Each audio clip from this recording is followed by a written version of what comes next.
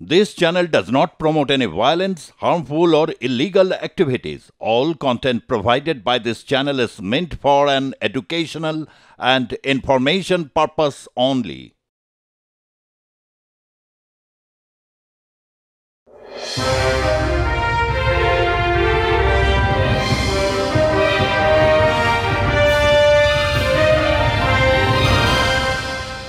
নমস্কার, শুভ সন্ধ্যা। ক্রমশ রাতের দিকে আমরা এগিয়ে চলেছি। বঙ্গ সংস্কৃতি উৎসব কল্যাণী আমাদের আলোচনার টাফ টকের প্রতি বছরের ক্যালেন্ডারের অন্যতম দিন। আজকেও বাংলার সেরা বক্তারা রয়েছেন, তবে প্রথমেই যার কথা স্মরণ করব তিনি অবশ্যই পঙ্কজ দত্ত মহাশয়। নদিয়ার কাছে, কল্যাণীর কাছে তাকে নতুন করে পরিচয় করানোর আমার কোনো ইচ্ছে নেই, কারণ আপনারা আমাদের থেকে অনেক বেশি ভালো তাকে চেনেন, কারণ একদা তিনি এই নদিয়া জেলার পুলিশ সুপার ছিলেন। আমি প্রথমেই সব বক্তা এবং যারা দর্শক আছেন তাদের বলবো, পঙ্কজদা বারবার আমাদের হৃদয়ে ফিরে আসছেন, কারণ গত বছর এই মঞ্চে তিনি ছিলেন। তিনি আলো করে সস্ত্রীক ছিলেন। আর+ নিউজ, বঙ্গ সংস্কৃতি উৎসব কল্যাণী টাফ টক আলোচনা আয়োজন করেছে। কেন বিতর্ক নয়, কেন আলোচনা? আলোচনা কি বিতর্ক থেকে কম টিআরপি দেয়? মনে করি না। তার কারণ বিতর্ক কি নিয়ে হবে? ফরাসি কবি আর্তুর র্যাবো তিনি শব্দের মধ্যে রং দেখতে পেতেন। আপনারা যারা বসে আছেন দর্শক আসনে, আপনারা প্যানেলিস্ট দেখলেই তার রং চিনতে পারেন। আপনারা জানেন সেই প্যানেলিস্টরা কোন বক্তা কিভাবে শাণিত যুক্তিতে আঘাত হানবে কোন পদ দিয়ে, এবং তার শেষ বক্তব্যটাও ঠিক কোন জায়গায় দাঁড়াবে তা আপনারা আপনাদের স্বভাব গুণে বুঝতে পারেন। আর সেই জন্যেই আজকে যে বিষয়ে আলোচনা করব সেই বিষয়টি হচ্ছে প্যালেস্তাইন ভিয়েতনাম তোমার পরাণ কাঁদে, বাংলাদেশের বেলায় কেন মুখ খুলতে বাঁধে। আমরা এমন প্যানেলিস্টদের নিয়ে এসেছি যারা এই পশ্চিম বাংলা শুধু নয়, আমি ব্যক্তিগতভাবে মনে করি তারা এই মুহূর্তে ভারতবর্ষের অন্যতম সেরা প্যানেলিস্ট। না, তাদের শুধু রং দেখে বিচার করা যাবে না, তার কারণ অতীতে বিভিন্ন আলোচনা চক্রে বিতর্কে তারা এমনভাবে এই বিষয়গুলোকে নিয়ে কার্যত মগজ খেলিয়েছেন, যাতে আমরা এক অন্য দিগন্তের চিন্তার ক্ষেত্রে সম্ভাবনা উজ্জ্বল থেকে উজ্জ্বলতর হয়েছে। যেমন ধরুন, প্রথমেই আমি বলবো রাজ্যসভার সাংসদ শ্রমিক ভট্টাচার্য, ভারতীয় জনতা পার্টির নেতা, কিন্তু তার বলনে, তার মননে কখনো অনায়াসে বাংলা কবিতা, কখনো বা প্রাচ্য পাশ্চাত্যের অপূর্ব দর্শনের মেলবন্ধন খুঁজে পেয়েছি। সুতরাং শ্রমিক ভট্টাচার্য আমাদের কাছে শুধুমাত্র কোনো নির্দিষ্ট শিবিরের বক্তা নয়, এই মুহূর্তে অত্যন্ত একজন বুদ্ধিদীপ্ত বিদ্বজন। আবার বিদ্বজন বললে অনেকে আবার বলেন যে ঋতব্রত বিদ্বজন বলো না, তার থেকে দু একটি যদি বাঙালি গালিগালাজ ব্যবহার করো সে শ্রেয়, বিদ্বজন বলো না। কিন্তু আমি বিদ্বজনের প্রকৃত অর্থেই বলেছি, বাজার চলতি বিদ্বজনদের কথা বলিনি। এরপর চলে আসি অধ্যাপক বিশ্বনাথ চক্রবর্তী, বিদগ্ধ অধ্যাপক। বাংলা সাংবাদিকতায় তাকে আমরা মনে রাখবো বহু যুগ, তার কারণ বাংলা সাংবাদিকতায় এভাবে সংখ্যা দিয়ে, যুক্তি দিয়ে কোনো একটি নির্দিষ্ট তত্ত্বের দিকে যাওয়া যায়। যিনি চিনিয়েছেন বাঙালিকে, তার নাম বিশ্বনাথ চক্রবর্তী। কল্যাণীতে কিন্তু এখনো অতটা শীত পড়েনি এবং গতবারের থেকে কম পড়েছে। আমি আশ্চর্য হয়ে যাচ্ছি, শ্রমিকদার জন্য একটা হাততালি হলো না? শ্রমিকদা, এই হাততালি কিন্তু আপনার।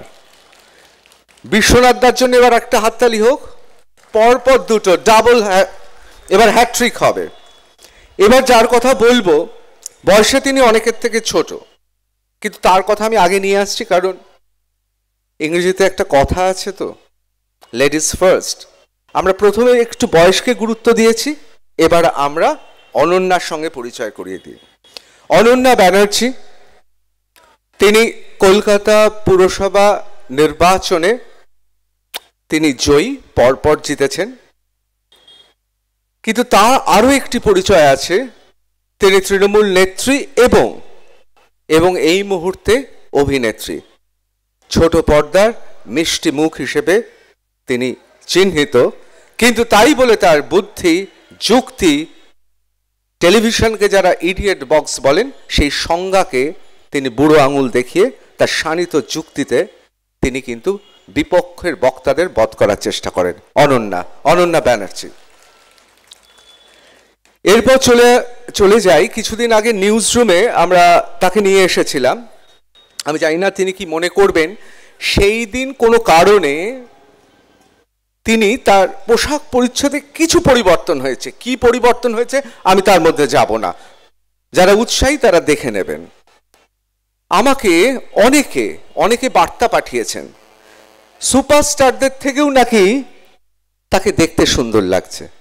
তিনি শুধু বিধানসভার অত্যন্ত সুদর্শন যুবক নন, কনিষ্ঠ সদস্য, পুরুষ সদস্য নন, তিনি কিন্তু ইতিমধ্যেই বাংলার রাজ্য রাজনীতিতে আলাদা একটি জায়গা করে নিয়েছেন।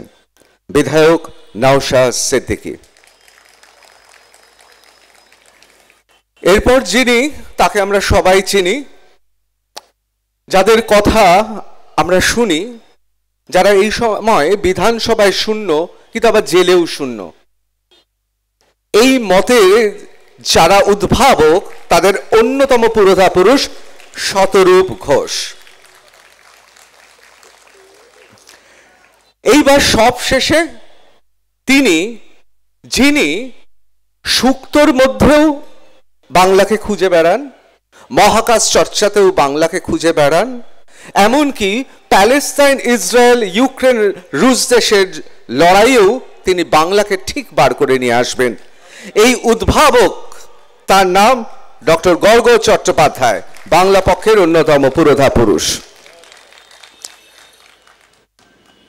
আমি কথা আর বাড়াবো না, আমরা সবাই অধীর আগ্রহে অপেক্ষা করছি। সত্যি তো, প্যালেস্তাইন পৃথিবীর বিভিন্ন জায়গায় বিভিন্ন ঘটনায় আমরা কত সহজে মোমবাতি মিছিল বার করে দিই। একটা সময় তো কলকাতায় শতরূপের দল, তারা তো বিখ্যাত স্লোগান রচনা করেছিলেন, আমার নাম তোমার নাম ভিয়েতনাম ভিয়েতনাম, অসাধারণ। কিন্তু বাংলাদেশে যখন সংখ্যালঘু যারা হিন্দু, তাদের যখন নির্মম অত্যাচারের মুখোমুখি হতে হয়, তখন কিন্তু অদ্ভুতভাবে আমরা কুঁকড়ে যাই। বিশ্ব মানবতার পূজারী বাঙালি সেই সময় কপুমণ্ডক হয়ে যায়। অনেকে বলেন, অনেকের কাছে এটা রহস্যময়, যে পশ্চিমবাংলা এবং পূর্ববঙ্গের যে হৃদয় বিদারক ঘটনা, ইতিহাসে অনেকেই বলেন, দাবি করেন, নিশ্চয়ই শ্রমিকবাবু আরো বেশি এ বিষয়ে আলোকপাত করবেন, যে পৃথিবীর ইতিহাসে এরকম গণহত্যা, গণধর্ষণ কদাচিৎ হয়েছে। অনেকে বলেন রুশ এবং জার্মানদের মধ্যে যে গণহত্যা, গণধর্ষণ হয়েছে, তাকেও নাকি হার মানিয়েছিল। বাংলাদেশের শুভবুদ্ধি সম্পন্ন বিদ্বজনের লেখাতেও তা ভাস্বর হয়ে আছে। কিন্তু কি আশ্চর্য, এই পশ্চিম বাংলার যারা বিদ্বজন, এই পশ্চিম বাংলার যারা ঔপন্যাসিক, যারা চলচ্চিত্রকার, যারা গদ্যকার, যারা নাট্যকার, তাদের লেখাতে এই পার্টিশন, অর্থাৎ ওদেশ ছেড়ে এদেশে ছিন্নমূল হয়ে যাবার কথা বিভিন্নভাবে বলা আছে, তাদের অবস্থার কথা। কিন্তু কোথায় সেই দুর্দশা নিয়ে দু একটি ছবি ছাড়া, দু একটি উপন্যাস ছাড়া, সুনীল গঙ্গোপাধ্যায়ের মতো সাহিত্যিকদের কিছু লেখা ছাড়া বাঙালি কি ভুলে গেছে তাকে? এর কারণ কি? বিদ্বজনেরা জানেন বাংলাদেশ সম্পর্কে বা ওই ঘটনা নিয়ে আলোচনা করলে তাহলে বাংলাদেশে, অর্থাৎ যেহেতু আমাদের ভাষাটা এক, তার বইয়ের কাটতি বা ছবির কাটতি হবে না। মার্কিন যুক্তরাষ্ট্রে বিদ্বজনেরা যেতে খুব ভালোবাসেন, অনেক অপমান সহ্য করে মুখ বুজে সেখানে পড়ে থাকেন, একথা আমরা জানি। ফেসবুকে আপনারা নিশ্চয়ই সামাজিক মাধ্যমেও দেখেছেন, বিখ্যাত এক গায়িকা নিদারুণ অবস্থার কথা বলেছে। তা সত্ত্বেও বাঙালি বিদ্বজন বড় লোভী। যদি বাংলাদেশের বিশ্ববিদ্যালয়ে ডাকে, যদি বাংলাদেশ একটু ডাকে, যদি তার বই বিক্রি হয়, তার ছবি যদি দেখে, আর সেই ভয়ে কি আজও বাঙালি বিদ্বজনেরা মুখ লুকিয়ে থাকবে? সুতরাং এই সময়ের রাজনৈতিক, বাস্তবিক এবং সবচেয়ে বড় প্রশ্ন, গোটা জাতি যে প্রশ্নের মুখোমুখি দাঁড়িয়ে আছে, আমরা সে বিষয়ে আলোচনা করব। প্যালেস্তাইন, ভিয়েতনাম, তোমার পরাণ কাঁধে, বাংলাদেশের বেলায় কেন মুখ খুলতে বাধে? আমি প্রথমেই গোটা আলোচনার, গোটা বিতর্কের মূল সুরটা গেঁথে দেওয়ার জন্য গর্গ চট্টোপাধ্যায়কে ডেকে নেব। গর্গই আমাদের প্রথম বক্তা। প্রত্যেকে 7 মিনিট করে বলবেন। আমরা এই মুহূর্তে পশ্চিমবঙ্গে রয়েছি। ঐতিহাসিক একটি পরিস্থিতির ফসল এই পশ্চিমবঙ্গ খুব স্পষ্ট একটি যুক্তিতে চলে। এক, বাংলা পক্ষ যেটা বিশ্বাস করে যে পশ্চিমবঙ্গ চিরকাল হিন্দু বাঙালি সংখ্যাগরিষ্ঠ একটি রাজ্য থাকবে, এবং পশ্চিমবঙ্গ থাকবে সেই রাজ্য যেখানে মুসলমান বাঙালির সমানাধিকার থাকবে। এই যে ধর্মের ভিত্তিতে সমানাধিকার থাকা, রাষ্ট্র ধর্ম নামক একটা অসভ্য ধারণা না থাকা, এই কারণেই আমি বলতে চাই এই পশ্চিমবঙ্গ হলো সভ্য বাংলা, যেখানে যে রকম জায়গায় রাষ্ট্রধর্ম বলে একখানা কনসেপ্ট থাকে, ধর্মের ভিত্তিতে মানুষের মধ্যে তফাৎ করা হয়, আমি সেটাকে অসভ্য বাংলা বলবো, যেখানে ধর্মকে জাতিসত্তার ওপর স্থান দেওয়া হয়। এবং এই পশ্চিমবঙ্গ সৃষ্টির পেছনে আমার পরিবারের একখানা ভূমিকা রয়েছে।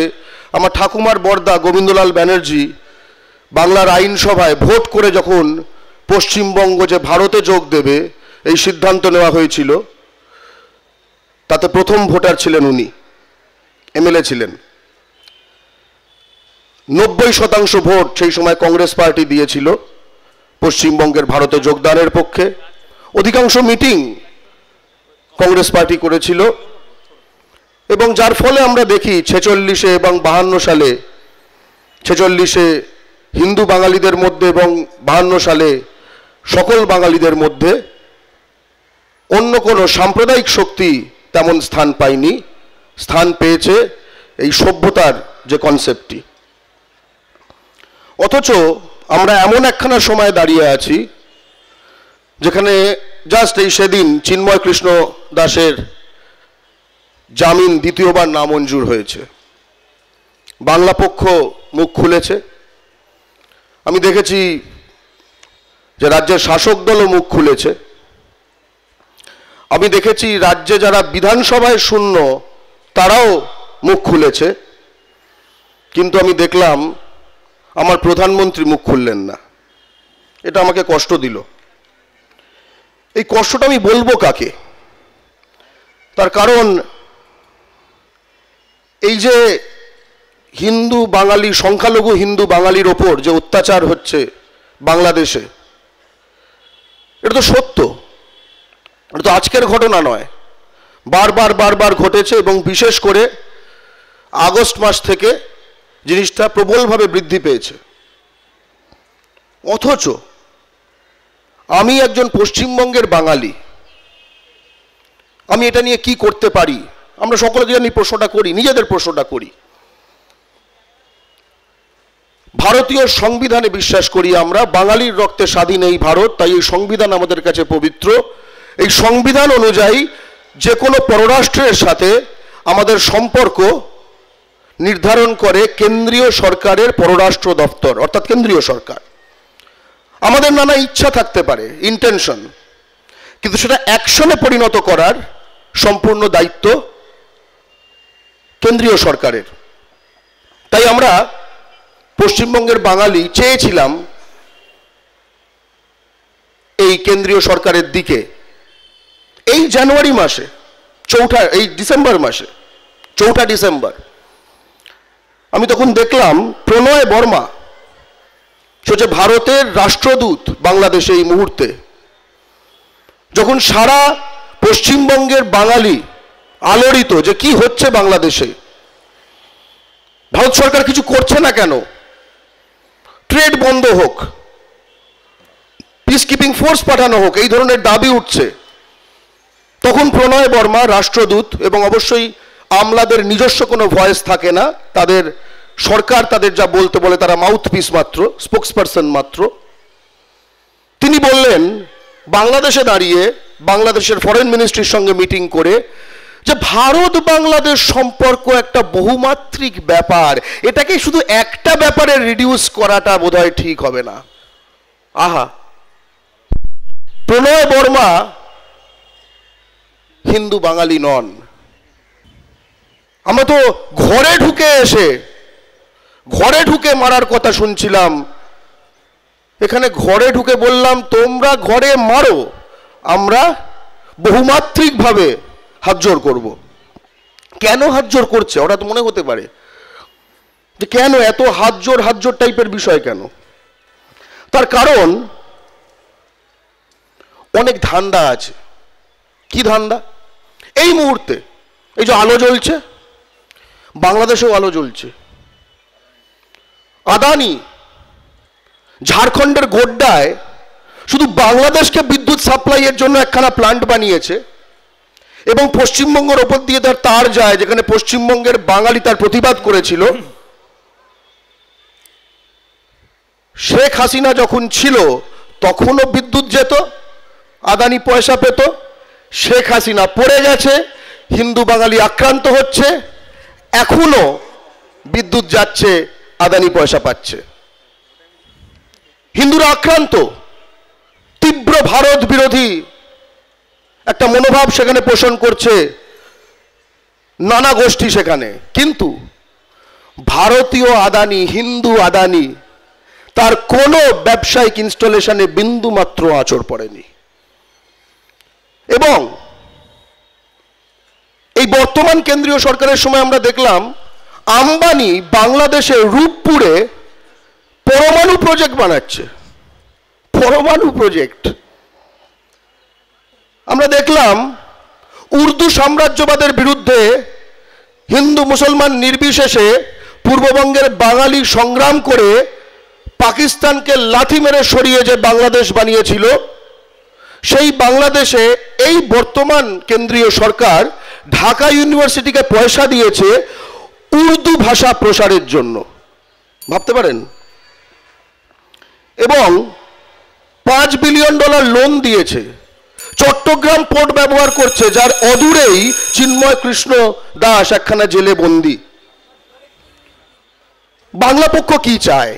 বাংলা পক্ষ চায় যে IPKF যেরকম শ্রীলঙ্কায় গেছিল, যেরকম ট্রেড বন্ধ করে দেওয়া হয়েছিল নেপালে, সেই রকম ট্রেড বন্ধ হোক, কোনো বাণিজ্য চাই না, কিন্তু গুজরাট বাণিজ্য করবে, রাজস্থান বাণিজ্য করবে, দিল্লি বাণিজ্য করবে, ইউপি বাণিজ্য করবে, সেখানে কে হিন্দু বাঙালি, কে মাছলি ঘোর, কোনো ট্রেড চলবে না, চট্টগ্রাম পোর্ট ব্যবহার করা চলবে না, কোনো ভিসা দেওয়া যাবে না।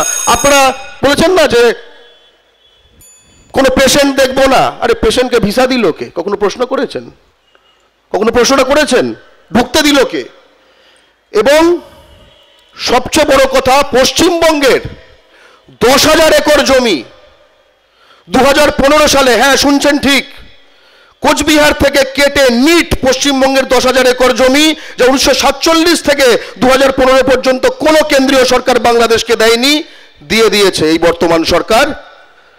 শেখ হাসিনার পতনের পরে সেপ্টেম্বরে 160 একর জমি নদিয়া থেকে কেটে, হ্যাঁ আপনার জেলা থেকে কেটে দিয়ে দিয়েছে বাংলাদেশকে এই কেন্দ্রীয় সরকার। পশ্চিমবঙ্গকে কেটে কেটে বাংলাদেশ বানানো হয়েছে 30 সেকেন্ড। আমরা দ্বিতীয় পর্বে শুনবো নিশ্চয়ই 30 সেকেন্ড। এই সব কিছুর বিরুদ্ধে কিন্তু শুভেন্দু অধিকারী আওয়াজ তুলেছেন, উনি বলেছেন ট্রেড বন্ধ হোক, এই বন্ধ হোক, ওই বন্ধ হোক। সমস্যাটা হলো উনি নিজের সরকারকে এগুলো বলছেন না। আমি তাই দাবি করছি শুভেন্দু অধিকারীকেই ভারতের prime minister, home minister, defence minister এবং ফরেন মিনিস্টার বানানো হোক। ধন্যবাদ। আমরা এবার ডেকে নেব অনন্যাকে। কিঞ্চিত বেশি সময় নিয়ে ফেলেছেন, তবে গর্গ যে প্রশ্নগুলো তুলেছেন সেই প্রশ্নগুলো নিয়ে কি পরবর্তী বক্তারা বলেন সেদিকে আমাদের নজর থাকবে। অনন্যা ব্যানার্জি। নমস্কার। পঙ্কজ দত্ত স্মরণে আজকে আমাদের এই আলোচনা সভা। আমি অনন্যা, আপনাদের এই আশীর্বাদ ধন্যা। আজকের এই সভায় উপস্থিত আছেন যারা, তারা প্রত্যেকে শ্রদ্ধেয়। বিশেষ করে সাংসদ শ্রমিক ভট্টাচার্য মহাশয় আছেন আমার অত্যন্ত প্রিয় অধ্যাপক বিশ্বনাথ চক্রবর্তী মহাশয়, যিনি ইতিমধ্যেই একটা অত্যন্ত পরিচিত মানুষ টেলিভিশনের পর্দার মাধ্যমে, আপনারা সকলে তাকে চেনেন জানেন। আছেন ডক্টর গর্গ চট্টোপাধ্যায়, আছেন বিধায়ক নওশাদ সিদ্দিকী, শতরূপ ঘোষ সহ যিনি আমাদের মডারেটর অর্থাৎ ঋতব্রত ভট্টাচার্য, প্রখ্যাত সাংবাদিক, পরিচালক এবং একই সঙ্গে অভিনেতা, যিনি নিজেই একটি ব্র্যান্ড এস্টাবলিশ করেছে ডেফিনেটলি নিজের কাজের মধ্য দিয়ে। প্রডিউসারও। এবং আমার ইনফরমেশনে উনি কান ফেস্টিভ্যাল থেকে আমন্ত্রণ পেয়েছেন, তাই আপনাকে অগ্রিম শুভেচ্ছা। সব মিলিয়ে যার জন্য এখানে আসা হলো, অর্থাৎ এই 28তম বঙ্গ সংস্কৃতি উৎসব এবং এখানে যে কল্যাণী টাউন ক্লাব, আমি বিশেষ করে বটুদাকে ধন্যবাদ এবং আপনাদের সর্বোপরি আপনাদের এই উৎসাহ, এই উপস্থিতি ছাড়া আজকের এই আলোচনা সভা প্রাণ পেত না। তাই আপনাদের সকলকে শুভেচ্ছা জানিয়ে, নতুন বছরের শুভেচ্ছা জানিয়ে, আমার কিন্তু কাউন্ট শুরু হয়েছে এখন থেকে। হ্যাঁ ঋতুদা, সুতরাং কয়েকটি কথা বলবো। যদিও মোশন আপনারা সবাই জানেন, অর্থাৎ প্যালেস্টাইন ভিয়েতনাম তোমার পরাণ কাঁধে, বাংলাদেশের বেলায় কেন মুখ খুলতে বাঁধে, এই তো আমাদের মোশন। এবং এই মোশন নিয়ে কয়েকটি কথা, যদিও অত্যন্ত প্রাসঙ্গিক এবং একটা গুরুগম্ভীর বিষয়, তবুও খুব সহজভাবে আমি আপনাদের যাতে সবার কিছু বোধগম্য হয় আমার বক্তব্য, সেটা আমি চেষ্টা করব অত্যন্ত সরল ভাষায়। কয়েকটি খালি পয়েন্ট আর বললাম। আমার কাউন্টডাউন শুরু এখন। পরের রাউন্ডে আমার কিছু সময় বোধহয় থাকা হবে না নিজের কারণে, তাই আরও 3 মিনিট আমার। সুতরাং এখন থেকে শুরু হলো। বলছিলাম যে কথায়, যে এই মোশনের পক্ষে, অর্থাৎ এই মোশনে 3টে দেশ, প্যালেস্তাইন, ভিয়েতনাম, বাংলাদেশের কথা, ভারতবর্ষের সীমানার বাইরে বিদেশের কথা রয়েছে।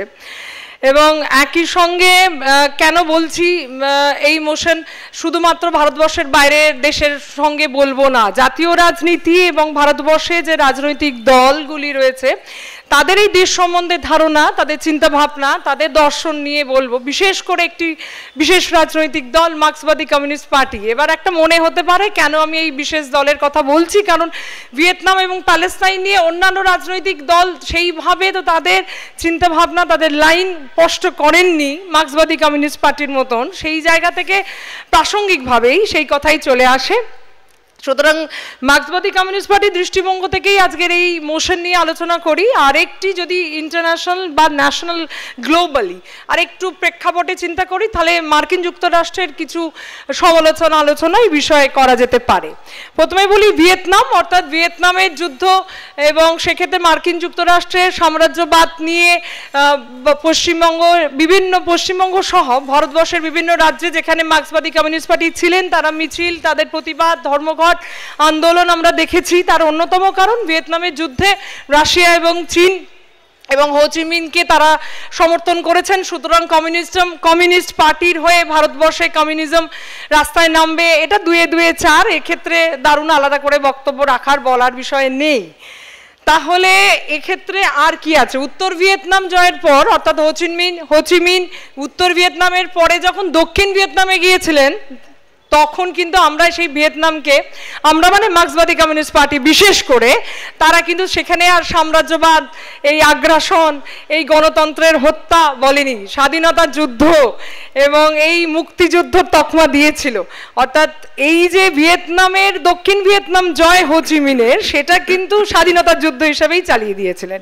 সুতরাং সেই জায়গা থেকে একেবারে প্রতিবেশী রাষ্ট্র বাংলাদেশ, সেখানে একটু 15 বছরের গণতান্ত্রিক সরকার, সেই সরকারকে যেভাবে এটি ছাত্র আন্দোলনের মধ্য দিয়ে, অর্থাৎ এই কোটার পলিটিক্সের মধ্য দিয়ে যে ফেলে দেওয়ার চেষ্টা হলো, গণতন্ত্রের গলা বন্ধ রক্ষে ধরা হলো সেক্ষেত্রে, এবং মানব অধিকার লঙ্ঘন হলো, শান্তি বিঘ্নিত হলো, সেক্ষেত্রে কিন্তু বিশেষ রাজনৈতিক দলটি চুপ করে রয়েছে কেন? এটাই তো আমাদের প্রশ্ন।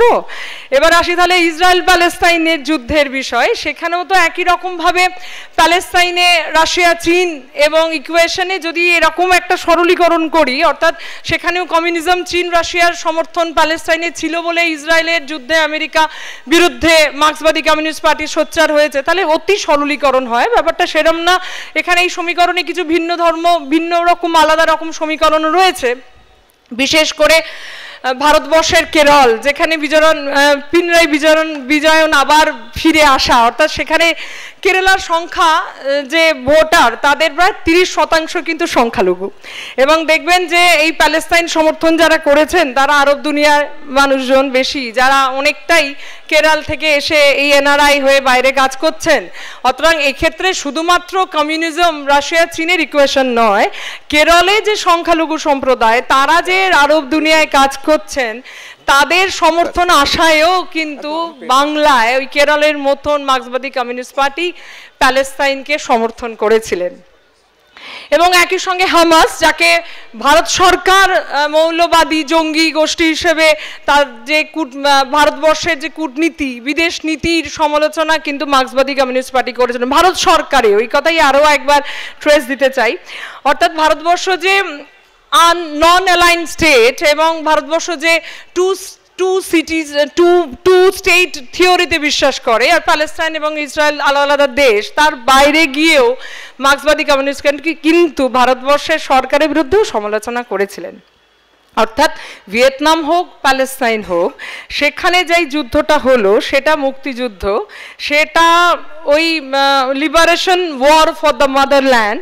অথচ বাংলাদেশের যে 15 বছরের একটি নির্বাচিত গণতান্ত্রিক একটি সরকার, তাকে যে ফেলে দেওয়া হলো, সেখানে যে গণতন্ত্রে গলা চেপা হলো, গলা ধরা হলো, সেখানে যে মানব অধিকার লঙ্ঘন হলো, সেখানে যে মানুষের স্বাধীনতা বিঘ্নিত হলো, শান্তি লগ্নিত হলো, শান্তি রক্ষা পেল না, সে বিষয়ে কিন্তু কেউই কিছু বলছেন না। এটাই তো আমাদের প্রশ্ন, যেটা আমরা সরাসরি বলতে পারছি না। এর অন্যতম কারণ বাংলাদেশের কোটা পলিটিক্স। অর্থাৎ যখন এই কারণে বাংলাদেশে গণতন্ত্র উৎখাত হচ্ছে, ঠিক সেই সময় ভারতবর্ষের রাজ্য পশ্চিমবঙ্গে অভয়াকাণ্ডের জেরে সেই সময় একটি ছাত্র আন্দোলন, অর্থাৎ বাংলাদেশের গণ অভ্যুত্থানের সময় পশ্চিমবঙ্গে ছাত্র আন্দোলনের সংগঠিত হয়েছে। সাধারণ মানুষ এই বর্বরচিত কাজকে সমর্থন করেননি এবং তারাই ছাত্র আন্দোলনের সঙ্গে ছিলেন। মোমবাতি মিছিল, সকলে জাস্টিস চেয়েছেন।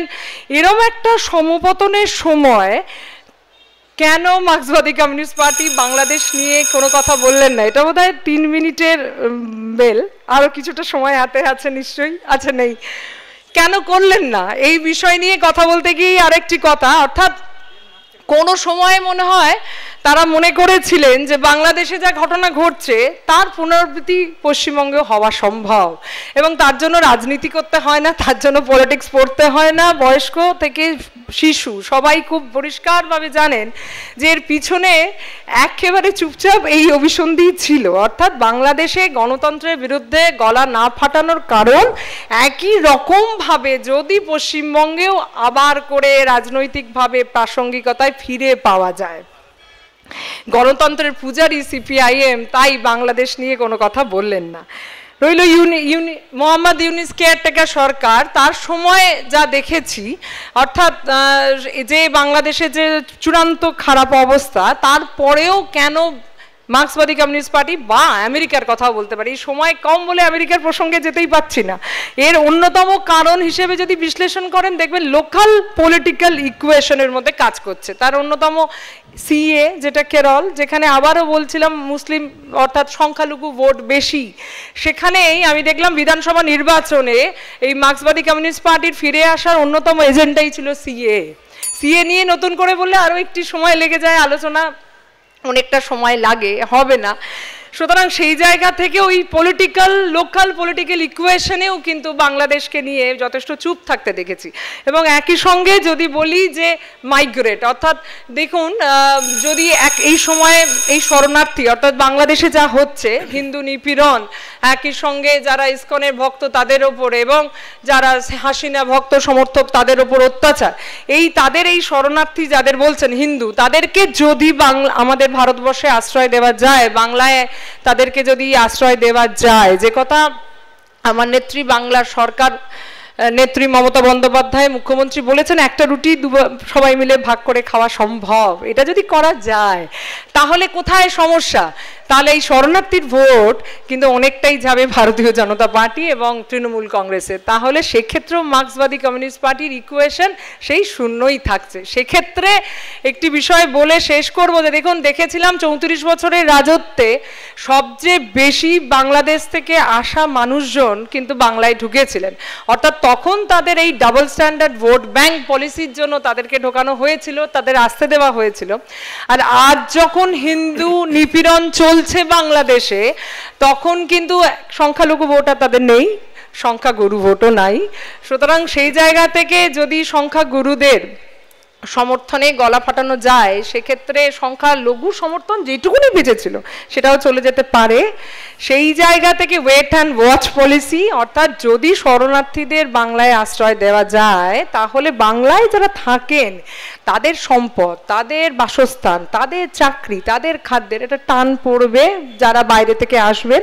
সেই জায়গা থেকে যদি কিছু সমর্থন আদায় করা যায়, সেই জায়গা থেকেই আমার মনে হয় ভারতীয় জনতা পার্টি এবং একই সঙ্গে এই যে ঘন্টাটার জন্য বোধহয় বিশেষ আর বক্তব্য রাখা যাচ্ছে না, করা যাচ্ছে না। আমার কি আর একটা মিনিট সময় আছে না? নেই, একেবারেই নেই। কিন্তু অনন্যা, আমি সাধুবাদ জানাবো যে তিনি কিন্তু একজন বক্তা হিসেবে অত্যন্ত সূক্ষ্মভাবে, এমনকি পার্টি লাইনেরও অত্যন্ত এক বিপজ্জনক পথ দিয়ে হেঁটে আমাদের অবাক করেছেন। আমাকে অনন্যা, আমাদের এগিয়ে যেতে হবে। বরং আমি পাল্টা অনুরোধ করব, জবাবি ভাষণের প্রথম 1 মিনিট তোমার জন্য বরাদ্দ থাকবে, তারপর তুমি যেও। আমরা শেষ করতে হচ্ছে এই বলে যে দেখুন, মার্ক্সবাদী কমিউনিস্ট পার্টি হোক অথবা আমেরিকা, তাদের নিজের ইন্টারেস্টেই, অর্থাৎ আমাদের vote bank, double standard vote bank politics মার্ক্সবাদী কমিউনিস্ট পার্টির এবং আমেরিকার অন্যরকম ইকুয়েশন যেটা আলোচনা করা গেল না, যে কারণে বাংলাদেশের হিন্দু নিপীড়ন আমরা কিন্তু কেউ কিছু কথা বলছি না। সুতরাং ইমোশনে আরও কিছু বলে এবং শুভবুদ্ধি আপনাদের ওপর ভরসা করে আজকের প্রথম পর্ব শেষ করলাম, পরে আবার কথা হবে। ধন্যবাদ। 2 বক্তা আমাকে বেশ বিপদে ফেলেছেন। গর্গ মনে করিয়ে দিচ্ছিলেন আতন্ত্রপুর গোদো বিখ্যাত নাটক ওয়েটিং ফর গোদোর জন্য। সবাই মুখ খুলছে, কমিউনিস্টরা মুখ খুলছেন, সবাই মুখ খুলছেন, শুধুমাত্র তিনি মুখ খুলছেন না। একেবারে নিশানায় গৌরিক শিবির। আবার অন্যদিকে এই বহুমাত্রিক হাতজোড়, অর্থাৎ কেন বারবার ঢোক গিলছে, তার কারণ কি শুধুই বাণিজ্য? এই প্রশ্নের উত্তর নিশ্চয়ই শ্রমিকরা দেবেন, শ্রমিক ভট্টাচার্য। আবার অন্যদিকে অনন্যা দুষলেন কিন্তু মূলত বামেদের। সত্যি তো, ভিয়েতনাম উত্তর আর ভিয়েতনাম দক্ষিণ, আমরা এক দলকে তকমা দিলাম বিপ্লবী, আরেক দল হয়ে গেল প্রতিক্রিয়াশীল। কেন বিভিন্ন ইসলামিক রাষ্ট্রে কমিউনিস্ট পার্টি ফুলে ফলে পল্লবিত হতে পারে না? এই প্রশ্ন তো বাঙালির চিরকালে। এবং তিনি এক বিপজ্জনক কথা বলে শেষ করলেন, সেটা হচ্ছে মার্কিন যুক্তরাষ্ট্র এবং কমিউনিস্ট পার্টিকে একই পন্থীতে বসে।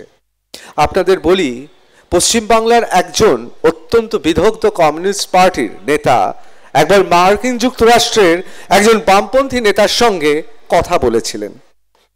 বামপন্থী এবং তথাকথিত সেই মার্কসিস্ট নেতা ভারতীয় মার্কসিস্ট নেতাকে বলেছিলেন, তোমাদের দেশে বিপ্লবের জন্য থিসিস খুব খুব সহজ সরল, প্রত্যেক দেশবাসী বিপ্লবী একটা করে বাঁশ নিয়ে মিলিটারিকে মেরে দাও, তাহলেই তো 28 জন একজন মিলিটারিকে যদি বাঁশ পেটা করে তাহলেই তো বিপ্লব সার্থক হয়ে যায়।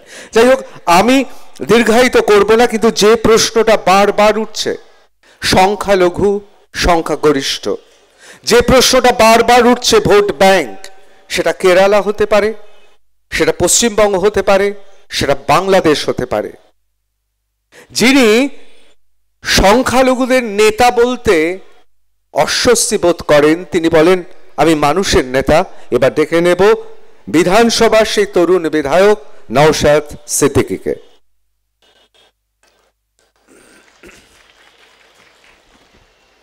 শুভ সন্ধ্যা। সকলকে জানাই ইংরেজি নববর্ষের শুভেচ্ছা ও ভালোবাসা। 2025 সাল আমাদের সকলের ভালো কাটুক, সকলে আমরা সুস্থ থাকি। আজকে আমাকে এই বঙ্গ সংস্কৃতি উৎসব কল্যাণী টাউন ক্লাব আয়োজিত যে শীর্ষক আলোচনায় অংশগ্রহণ করার সুযোগ দিয়েছেন, আমি এই সাংস্কৃতিক উৎসবের প্রত্যেকটা যারা দায়িত্বশীল তাদেরকে আমি ধন্যবাদ জানাই।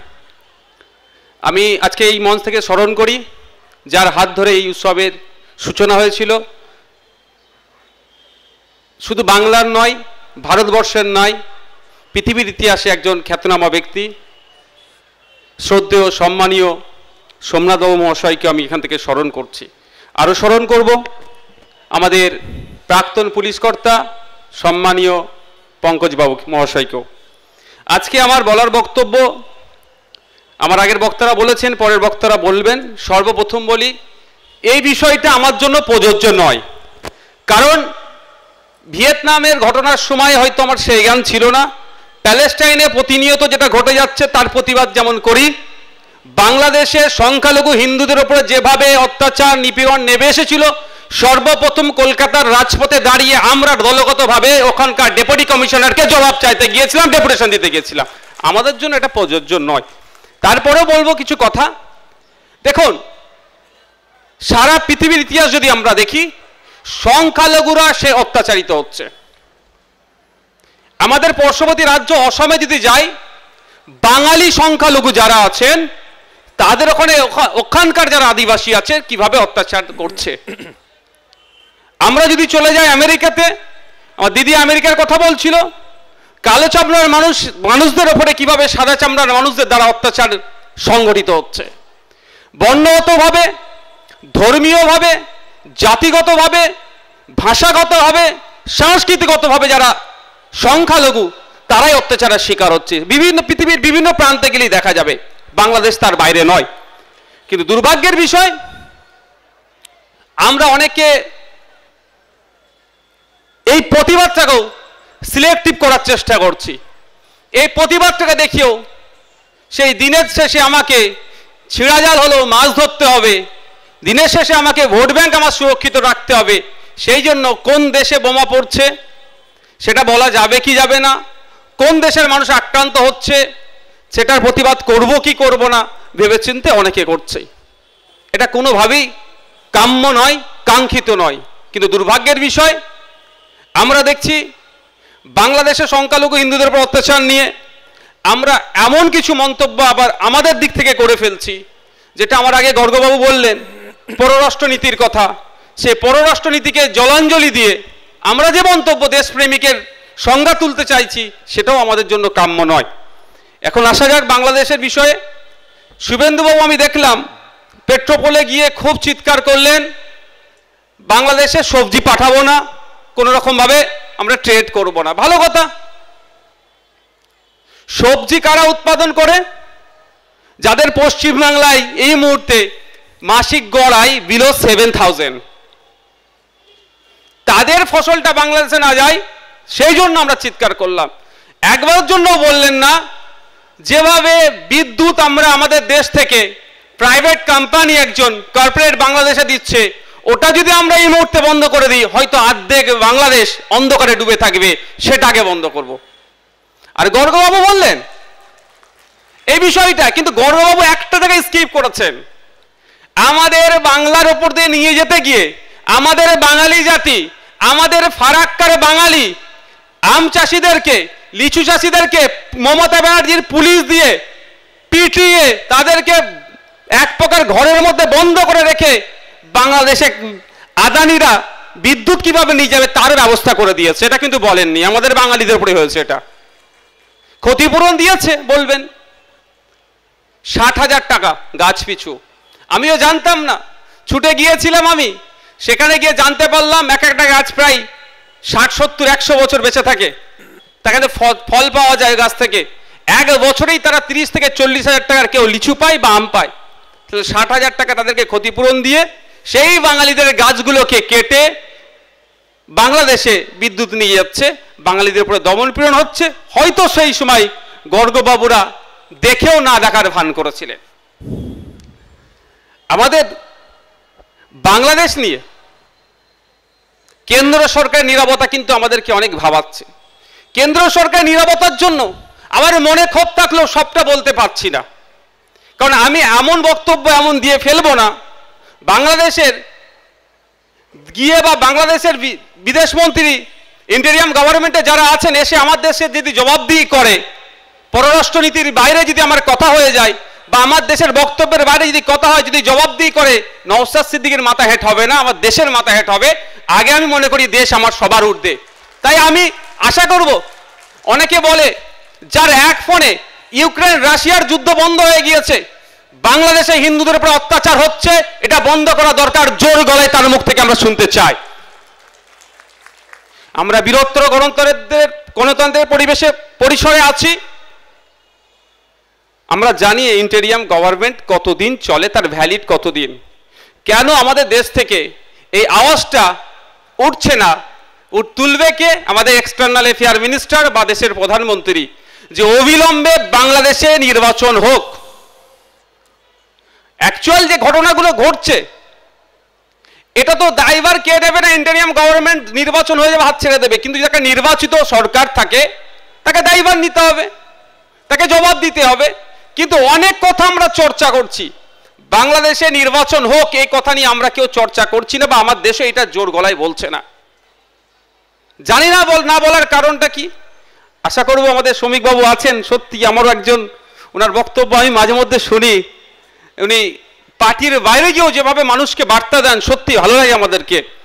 তো উনি ওই নিশ্চিতভাবে হয়তো ওই বিষয়ে বলবেন। বাংলাদেশে নির্বাচন নিয়ে আমরা কথা বলছি না, বাংলাদেশে নির্বাচন হলেই যে ঘটনা ঘটছে অনেকটাই কমে আসবে। তবে একটা কথা বলি, শেষ করব, যে অনেকে আবার বলছে এই বাংলাদেশের ঘটনা নিয়ে যে ব্যাপকভাবে গণহত্যা হচ্ছে, এটার সাথে আমি সহমত নাই। অনেকে আবার উড়িয়ে দেওয়ার চেষ্টা করছে যে কিছুই ঘটেনি, শুধু মিডিয়ার রটানো।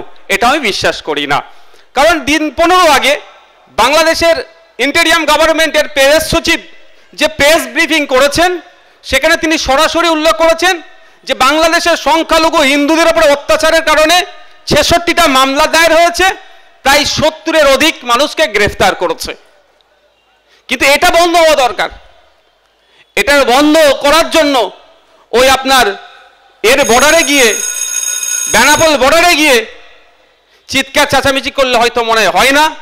বন্ধ করার জন্য আমি মনে করি, যেহেতু আমাদের পররাষ্ট্র নীতি আছে, হ্যাঁ আমরা আমাদের তাগিদে ছুটে গিয়েছিলাম, বাংলাদেশের হিন্দুদের উপর যেভাবে অত্যাচার হচ্ছে সেটা বন্ধ হওয়া দরকার। সাথে সাথে বাংলাদেশে আমাদের জাতীয় পতাকাকে যেভাবে অবমাননা করেছে, আমরা থাকতে পারিনি, আমরা ছুটে গিয়েছিলাম। কিন্তু এটা বন্ধ তখনই হবে যখন আমার দেশ, আমার অফিসিয়ালি বাংলাদেশের ইন্টেরিয়াম গভর্নমেন্টকে বার্তা দেবে যেগুলো বন্ধ হোক। তারা বন্ধ এটা করার আর সাহস পাবে না। কিন্তু সেই বলিষ্ঠ কণ্ঠে বার্তাটা আমরা এখনো শুনতে পেলাম না। আমরা অপেক্ষায় আছি। ঠিক যেভাবে এক ফোনে রাশিয়া ইউক্রেন যুদ্ধ বন্ধ হয়েছে, এক ফোনে বাংলাদেশের যাতে নির্বাচনের ডেট ঘোষণা করে, তারও আমরা অপেক্ষায় থাকলাম। ধন্যবাদ। ধন্যবাদ নওশাদকে। নওশাদ তিনি প্রতিবাদ চয়ন, অর্থাৎ কোন বিষয়ে প্রতিবাদ করব আর কোন বিষয়ে চুপ থাকব, কোন বিষয়ে নীরব থাকব, তার পেছনে যে রাজনৈতিক স্বার্থ এবং সেই রাজনৈতিক স্বার্থের পেছনে যে ব্যক্তিগত স্বার্থ থাকে তার কথা খুব সুন্দর করে তুলে ধরেছেন। তার পাশাপাশি গর্গ যে কথা বলেছিলেন, অর্থাৎ যে এখান থেকে বিদ্যুৎ সরবরাহ কেন বন্ধ হচ্ছে না, তিনি আরেক ধাপ এগিয়ে গিয়েছেন, মুশকিলে ফেললেন আরো এক শিবিরকে। অনেকে বলেন এক ঘাটে কার ভয়ে বাঘে গরুতে জল খায়, ঠিক সেরকম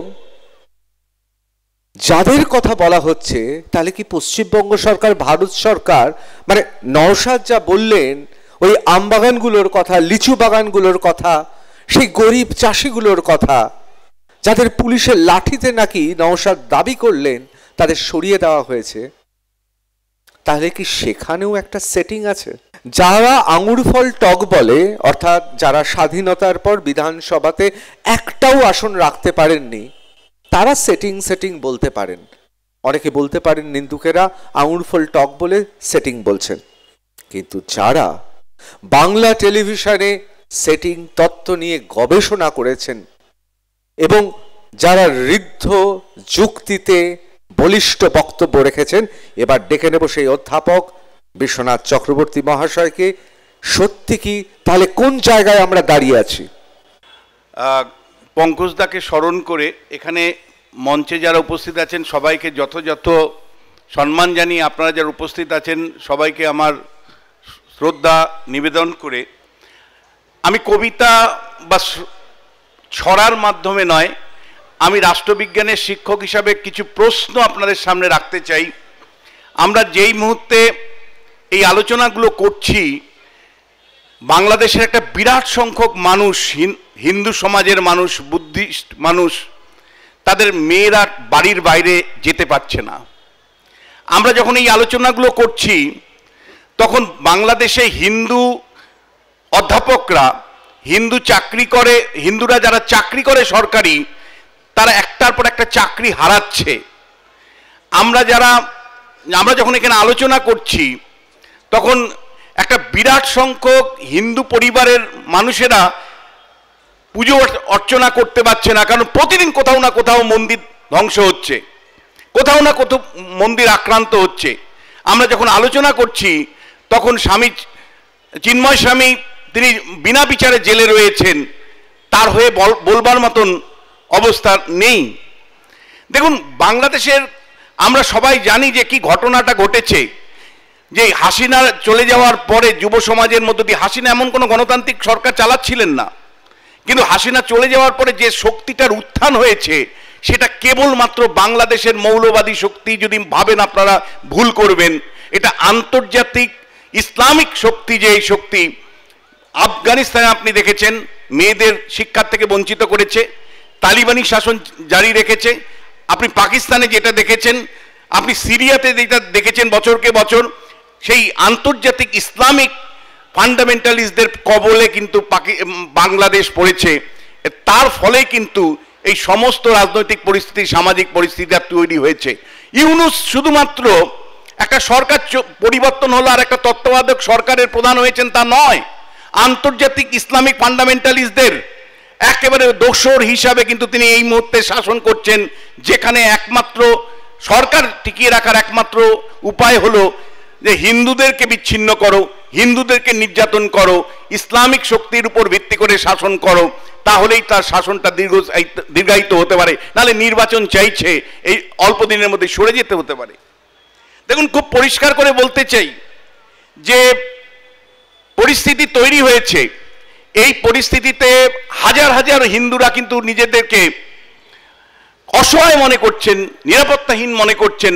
আমি হয়তো এখানকার যারা বক্তা আছে তার মধ্যে একমাত্র বক্তা যিনি প্রতিবার অন্তত 5 থেকে 6 বার বাংলাদেশের বিভিন্ন বিশ্ববিদ্যালয়ে আমন্ত্রিত হয়ে অধ্যাপক হিসাবে যেতাম, যেটা ঋতব্রত বলছিল যে আমন্ত্রণ হারানোর ভয়ে কি আমরা চুপ হয়ে আছি। অন্তত আমি আমার জায়গা থেকে বলতে পারি, বছরকে বছর বাংলাদেশে আমন্ত্রণ হওয়ার পরেও কিন্তু দিনের পর দিন হিন্দু নির্যাতনের বিরুদ্ধে কিন্তু আমি স্পষ্টভাবে বলবার চেষ্টা করেছি। আমার মতন আরো অনেকেও হয়তো বলবার চেষ্টা করেছেন, কিন্তু এটা দুঃখের যে আমরা ভিয়েতনামের প্রশ্নে যেভাবে রাস্তায় মানে কলকাতা রাজপথে দিনের পর দিন মিছিলের ঢেউ দেখেছিলাম, আজকে কিন্তু বাংলাদেশের হিন্দু নির্যাতনের প্রশ্নে কিন্তু আমরা সিলেক্টিভ দেখতে পাচ্ছি। কেবলমাত্র কয়েকটি রাজনৈতিক দল কেবলমাত্র করছে, সাধারণ নাগরিক কোথায়? কোথায় বুদ্ধিজীবীরা? কোথায় বুদ্ধিজীবীরা? আমি তো বুদ্ধিজীবীদের সেইভাবে প্রতিবাদ করতে দেখছি না। আমি তো দেখতে পাচ্ছি না যেভাবে তারা প্যালেস্টাইনের প্রশ্নে মিছিল করেছে, সেই মিছিল সেরকম মিছিল হিন্দুদের নির্যাতনের প্রশ্নে এসছে। দিনের পর দিন আমরা দেখেছি যে কিভাবে একটি রাজনৈতিক দল তাদের জায়গা থেকে, হিন্দুত্বের জায়গা থেকে কেবলমাত্র মিটিং মিছিল করছে, আর বাদ বাকি রাজনীতির দলগুলো চুপ আছে। দিনের পর দিন এই প্রশ্নটা আমি রেখেছি যে কেন আমার রাজ্যের সবচেয়ে শক্তিশালী দল, সবচেয়ে বেশি মানুষ যে দলের সাথে যুক্ত আছে, শাসক দল তৃণমূল কংগ্রেস, তার নেত্রী মমতা বন্দ্যোপাধ্যায় অত্যন্ত জনপ্রিয় নেত্রী, কেন তিনি রাস্তায় নামছেন না? আমরা তো গণতান্ত্রিক শক্তিটাকে উৎসাহিত করতে চাই। বাংলাদেশে যে অংশটুকু এখনো গণতান্ত্রিক আছে সেই শক্তিটাকে উৎসাহিত করতে গেলে বাম দক্ষিণ পশ্চিম বলে কথা নেই। শাসক দল কেন রাস্তায় নেই? কেন স্ট্র্যাটেজিক অবস্থান নিচ্ছেন? কেবলমাত্র দূর থেকে ঢিল ছেড়া, কেন বিধানসভার মধ্যে কেবলমাত্র বক্তব্য রাখছেন? কেন রাস্তায় নেমে কথা বলতে পারছেন না এবং গণতান্ত্রিক শক্তিকে উৎসাহিত করতে পারছেন না? এই প্রশ্নগুলো আমরা রাখছি। তার কারণটা হলো পশ্চিমবাংলায় ভোট ব্যাংকের রাজনীতি ভয়ঙ্করভাবে। আমি এমন কোনোভাবে রাস্তায় নামতে চাইছি না যেখানে আমার ভোট ব্যাংক আহত হয়, আমার ভোট ব্যাংক অন্য বার্তা যায়। এই ভোট ব্যাংকের ভোট সর্বস্ব রাজনীতিতে মানবাধিকারের প্রশ্নটা কিন্তু বাহ্যিক হয়ে থাকছে। এই প্রশ্নটা আমরা বারবার রাখতে চাইছি যে কেন ভারত সরকার শক্তিশালীভাবে তার বিদেশ নীতিকে পরিচালনা করছে না। আমরা তো এর আগে দেখেছি যে সাম্প্রতিক 6 মাস আগে কানাডাতে যখন পাঞ্জাবের উগ্রপন্থীদের একটা অংশ, খালিস্তানিদের একটা অংশ যখন বিচ্ছিন্ন করবার চেষ্টা করেছিল, ভারত সরকারের সাথে একটা সম্পর্ক বিঘ্নিত করবার চেষ্টা করেছিল, তখন কিন্তু যে কঠোরভাবে নরেন্দ্র মোদী সরকার সেখান থেকে ডিপ্লোম্যাটদেরকে বের করে নিয়ে চলে এসেছিল, এখান থেকে বিতাড়িত করে দিয়েছিল, একটা কঠোর ডিপ্লোমেসির মধ্য দিয়ে কানাডাকে শিক্ষা দেওয়ার চেষ্টা করেছিল। কেন সেটা বাংলার ক্ষেত্রে হবে না? কেন বাংলাদেশের ক্ষেত্রে হবে না? বাংলাদেশের আমাদের কলকাতায়, আমাদের ভারতবর্ষের যিনি রাষ্ট্রদূত আছেন ঢাকায়, তাকে ডেকে বাংলাদেশ পাঠাচ্ছে, ডেকে তাকে শাসাচ্ছে, আর আমার দিল্লিতে যিনি বাংলাদেশের রাষ্ট্রদূত আছে তাকে আমরা ডেকে পাঠাতে পারছি না কেন? আমাদের প্রশ্ন এটাই যে কেন একের পর এক মানবাধিকার লঙ্ঘিত হচ্ছে, কেন নরেন্দ্র মোদীর সরকার আন্তর্জাতিক সংস্থাগুলোকে ব্যবহার করছে না? রিজিওনাল পলিটিক্যাল পাওয়ার, আমরা সব প্রবলেম সলভ করতে পারবো না এখানে, কারণ এটা ইসলামিক ফান্ডামেন্টালিস্ট আন্তর্জাতিক চক্রের মধ্যে পড়ছে। এটা কেবলমাত্র কোনো ভূখণ্ডের লড়াই নয়, এটা অনেক বৃহত্তম আন্তর্জাতিক স্তরের লড়াই। সেই লড়াইয়ে কেন ইন্টারন্যাশনাল অ্যামনিস্টিকে আমি ইনভলভ করতে পারছি না? কেন আমি জেনারেল অ্যাসেম্বলিতে গিয়ে মানবাধিকার লঙ্ঘনের প্রশ্নটাকে সামনে আনতে পারছি না? আন্তর্জাতিক যে বড় বড় ফোরামগুলো আছে, ইউরোপিয়ান ইউনিয়ন থেকে শুরু করে একটার পর একটা যে সংগঠন আছে, সেগুলোকে ব্যবহার করতে পারছি না। আমরা একই সাথে প্রশ্ন তুলছি তামিল ইস্যুতে শ্রীলঙ্কায় যখন তামিলনার নিধন হচ্ছে, তখন যেভাবে কেন্দ্র রাজ্য সহযোগিতার মধ্য দিয়ে তামিলদের পাশে দাঁড়িয়েছিল, এবং আপনারা জানেন যে রাজীব গান্ধী মিরাজ 2000 পাঠিয়ে দিয়েছিল কেবল রিলিফ দেওয়ার জন্য। আজকে কেন পশ্চিমবাংলা সরকার এবং ভারত সরকার হাতে হাত মিলিয়ে চলতে পারছে না? তার কারণ ভোটের রাজনীতি। কারো হিন্দু ভোট চাই তো কারো মুসলিম ভোট চাই ভোটের রাজনীতির জন্য। এবং দিনের শেষে এই প্রশ্নটা খুব বড়ভাবে আসছে যে ভুয়ো রেশন কার্ড এই রাজ্যে তৈরি হচ্ছে, ভুয়ো পাসপোর্ট তৈরি হচ্ছে, একের পর এক টেরোরিস্ট ধরা পড়ছে। আমার জাতীয় নিরাপত্তার সাথে ছিনিমিনি আমরা খেলছি কেবলমাত্র এমএলএ হওয়ার জন্য, এমপি হওয়ার জন্য এবং রাজ্যে ক্ষমতায় থাকার জন্য। আমার কেন্দ্রীয় সরকার কেন বিএসএফ এর বর্ডার সিকিউরিটিকে 100% নিশ্চিত করতে পারছে না? 2014 সালে যখন ক্ষমতায় এসেছিল তখন নরেন্দ্র মোদী বলেছিলেন একটা পরিন্দাও এই বর্ডার দিয়ে বেরোতে পারবে না। আজকে কেন একের পরে ইনফিল্ট্রেশন শুধু পশ্চিমবাংলায় হচ্ছে তা তো নয়, মেঘালয় থেকে শুরু করে ত্রিপুরা বিভিন্ন রাজ্যে ঘটছে। তাহলে একদিকে রাজ্য সরকারের অধীনে যে প্রশাসন আছে তারা নিশ্চুপ থাকতে জালিয়াতি করে পাসপোর্ট তৈরি হচ্ছে, রেশন কার্ড তৈরি হচ্ছে, অনুপ্রবেশ ঘটছে, জঙ্গিদের কারখানায় পরিণত হয়েছে পশ্চিমবঙ্গ। আর অন্যদিকে কেন্দ্রের যারা নিশ্চিত নিরাপত্তা দেওয়ার কথা ছিল, বর্ডার সিকিউরিটি নিশ্চিত করবার কথা ছিল, তারা সেই দায়িত্ব পালন করতে পারছে না। ভারতবর্ষের নিরাপত্তা নিয়ে এই মুহূর্তে আমি মনে করি যে ভীষণ বিপজ্জনক একটা ঝুঁকির মধ্যে রয়েছি। একদিকে হিন্দু নিধন চলছে একটা দেশের মধ্যে, তার প্রতিবাদ সেইভাবে আমরা করতে পারছি না, গণতান্ত্রিক শক্তিকে উৎসাহিত করতে পারছি না। আরেকদিকে প্রশাসনিক জায়গা থেকে তুতু ম্যামে অর্থাৎ কেন্দ্র রাজ্য এই এই এই এই অবস্থান চলছে। এই জায়গার থেকে মুক্তি কি করে আশা করি পরের 3 মিনিট আমি বলবো। ধন্যবাদ। অসংখ্য ধন্যবাদ অধ্যাপক বিশ্বনাথ চক্রবর্তীকে। সঞ্চালক মশাইকে বেশ বিপদে পড়তে হয়েছে, তার কারণ এখনো যারা বক্তা তারা আক্রমণ করেছেন দুটি শক্তিকে, যে দুটি শক্তির নির্দিষ্ট রাজনৈতিক মতাদর্শ আছে, এবং দুটি শক্তির ক্ষেত্রে যারা বসে আছেন তাদের প্রথমে কে বলবেন এখন এবং পরে কে বলবেন আমি যথেষ্ট বিব্রত বিচলিত। তার কারণ শতরূপদের যারা পূর্বসূরি তাদের জন্য বারবার শুনতে হয় প্যালেস্তাইনে ভিয়েতনামে তোমরা সরব, অথচ বাংলাদেশের আমার আপনার মতো বাঙালি এবং যারা সেখানকার সংখ্যালঘু অর্থাৎ ধর্মে যারা হিন্দু তাদের পক্ষে তো কোনোদিনও দাঁড়ানো হয় না। তারাও তো নিষ্পেষিত হন, তারাও বঞ্চিত হন, লাঞ্ছিত হন, তারাও ধর্ষিতা হন, তাদেরও খুন করা হয়। আবার অন্যদিকে অধিকাংশ বক্তাদের তাদের নিশানায় কেন্দ্র সরকার। বিশ্বনাথবাবু যে কথা বললেন সেখানেও একটা সেটিং তত্ত্ব আছে, অর্থাৎ একদল বর্ডার সিকিউরিটি ফোর্স অভিযোগ করছেন যে সে নয়, 3বার এর রাজ্যে বিপুল ভোটে জিতে আসা মাননীয় মুখ্যমন্ত্রী মমতা বন্দ্যোপাধ্যায় এবং এই মুহূর্তে ভারতবর্ষে অন্যতম রাজনৈতিক ব্যক্তিত্ব, তিনি অভিযোগ করছেন বিএসএফ জঙ্গি ঢোকাচ্ছেন। আর আরেক দল মানুষ তারা অভিযোগ করছেন এই যে জঙ্গি ঢোকানো হলো নদিয়ায়, মুর্শিদাবাদে, মালদাতে, বিভিন্ন জায়গায় কুটির শিল্পের মতো তাদের পাসপোর্ট, আধার কার্ড, তাদের প্যান কার্ড তৈরি হচ্ছে, সেখানে আবার আরেক দল লোক জড়িয়ে রয়েছে। এই যে একটা অশুভ শক্তির আতাত, যাকে বলা যেতে পারে বিশ্বনাথদার কথা ধরে এই অশুভ শক্তির আতাত চলছে, আসলে আমাদের দেশ তার নিরাপত্তা প্রশ্নের মুখে। এখন আমি কোন দিকে যাই? আমি অবশ্যই আগে দেশ, আগে নিরাপত্তা, আর সেই জন্য বাংলার অন্যতম সেরা বাগ্মী রাজ্যসভার সাংসদ শ্রমিক ভট্টাচার্য মহাশয়কে আমি বলবো তার বক্তব্যের জন্য আমরা অধীর আগ্রহে অপেক্ষা করছি।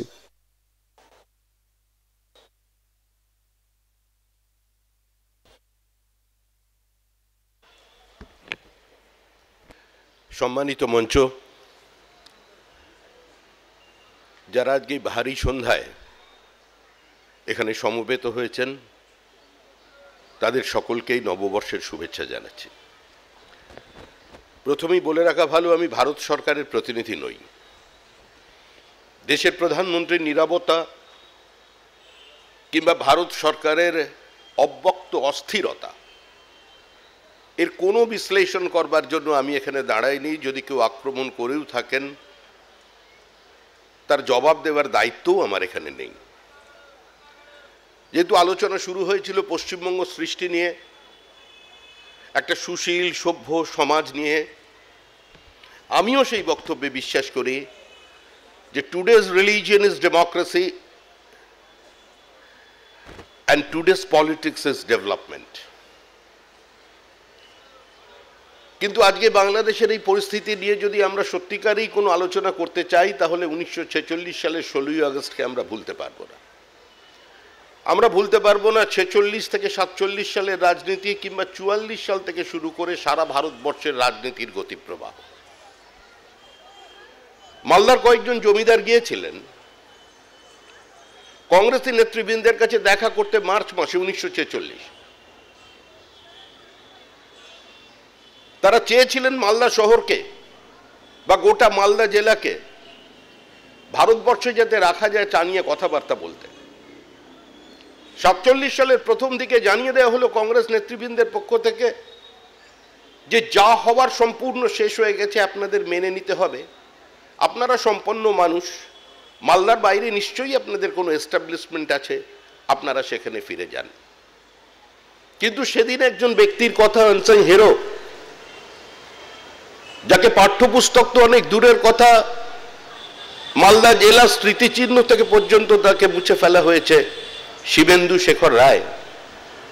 সমস্ত মালদার বিবাদমান জমিদারদের যিনি ঐক্যবদ্ধ করেছিলেন, যারা মালদা জেলায় আজকে একটা মিথকে, একটা লিগ্যাসিকে এনজয় করে দিনের পর দিন রাজনৈতিক ক্ষমতা ভোগ করেছিলেন বা করে চলেছেন, আজকে কার্যত তাদের বিরুদ্ধে দাঁড়িয়ে শিবেন্দু শেখর রায় সমস্ত মানুষকে ঐক্যবদ্ধ করে কলকাতায় নিয়ে এসেছিলেন শ্যামাপ্রসাদ মুখার্জির কাছে, মেঘনাথ সাহাদের কাছে। আজকে যে ফারাক্কা ব্রিজ আমরা দেখতে পাচ্ছি, আজকে যখন বাংলা ভাগ নিয়ে বিভিন্ন সময় বিতর্ক হয়, বাংলা যে আজকে এক আছে, উত্তরবঙ্গ এবং দক্ষিণবঙ্গ যে এক জায়গায় আছে, আমরা নিজেদের পশ্চিমবঙ্গবাসী বলে পরিচয় দিতে পারছি, তার জন্য যে ব্যক্তির সবচেয়ে বেশি অবদান আছে, আমি অন্যদের নাম বাদ দিলেও তিনি হচ্ছেন মালদার শিবেন্দু শেখর রায়। তিনি যে বেঙ্গল বাউন্ডারি কমিশন র্যাডক্লিফের নেতৃত্বে তৈরি হয়েছিল, তাতে তিনি মালদাকে ভারতের অন্তর্ভুক্তির জন্য তিনি সওয়াল করেছিলেন, নেতৃত্ব দিয়েছিলেন। আজকে আমরা তার নাম মুছে দিয়েছি। তার পুত্র সুখেন্দু শেখর রায় আছেন, তিনি আজকে তৃণমূল কংগ্রেসের রাজ্যসভার সদস্য।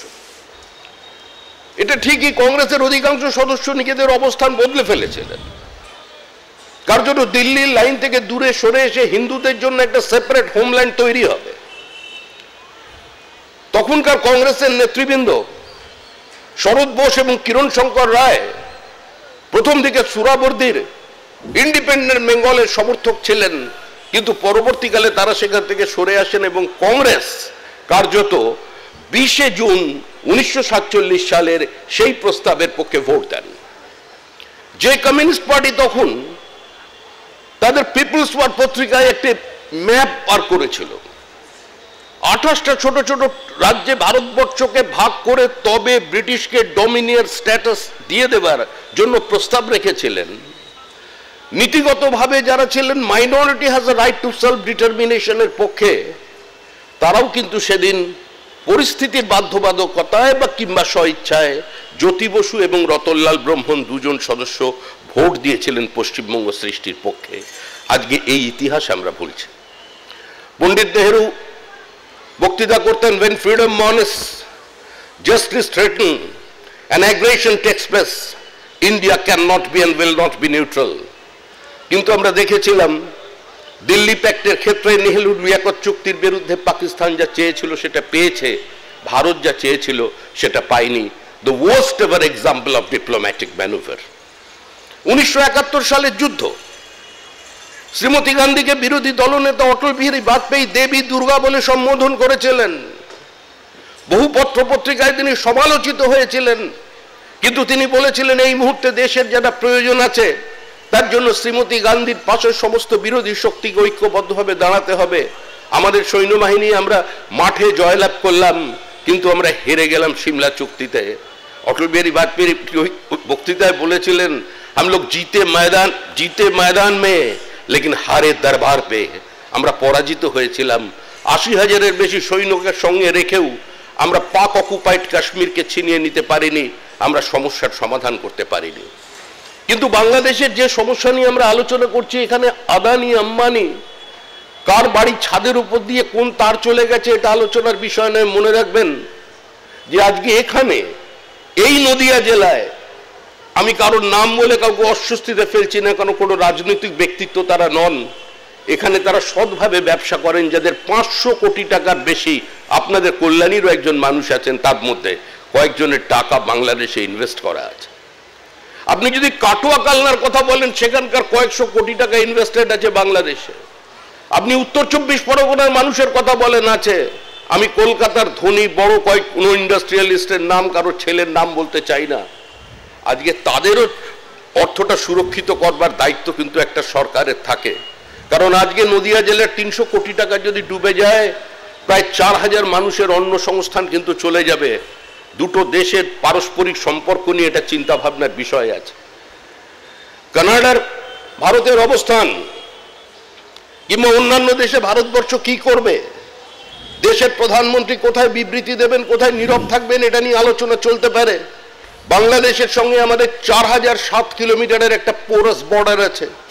পশ্চিমবঙ্গে আমাদের সঙ্গে বাংলাদেশের সীমান্ত হচ্ছে 2200 কিলোমিটারের বেশি।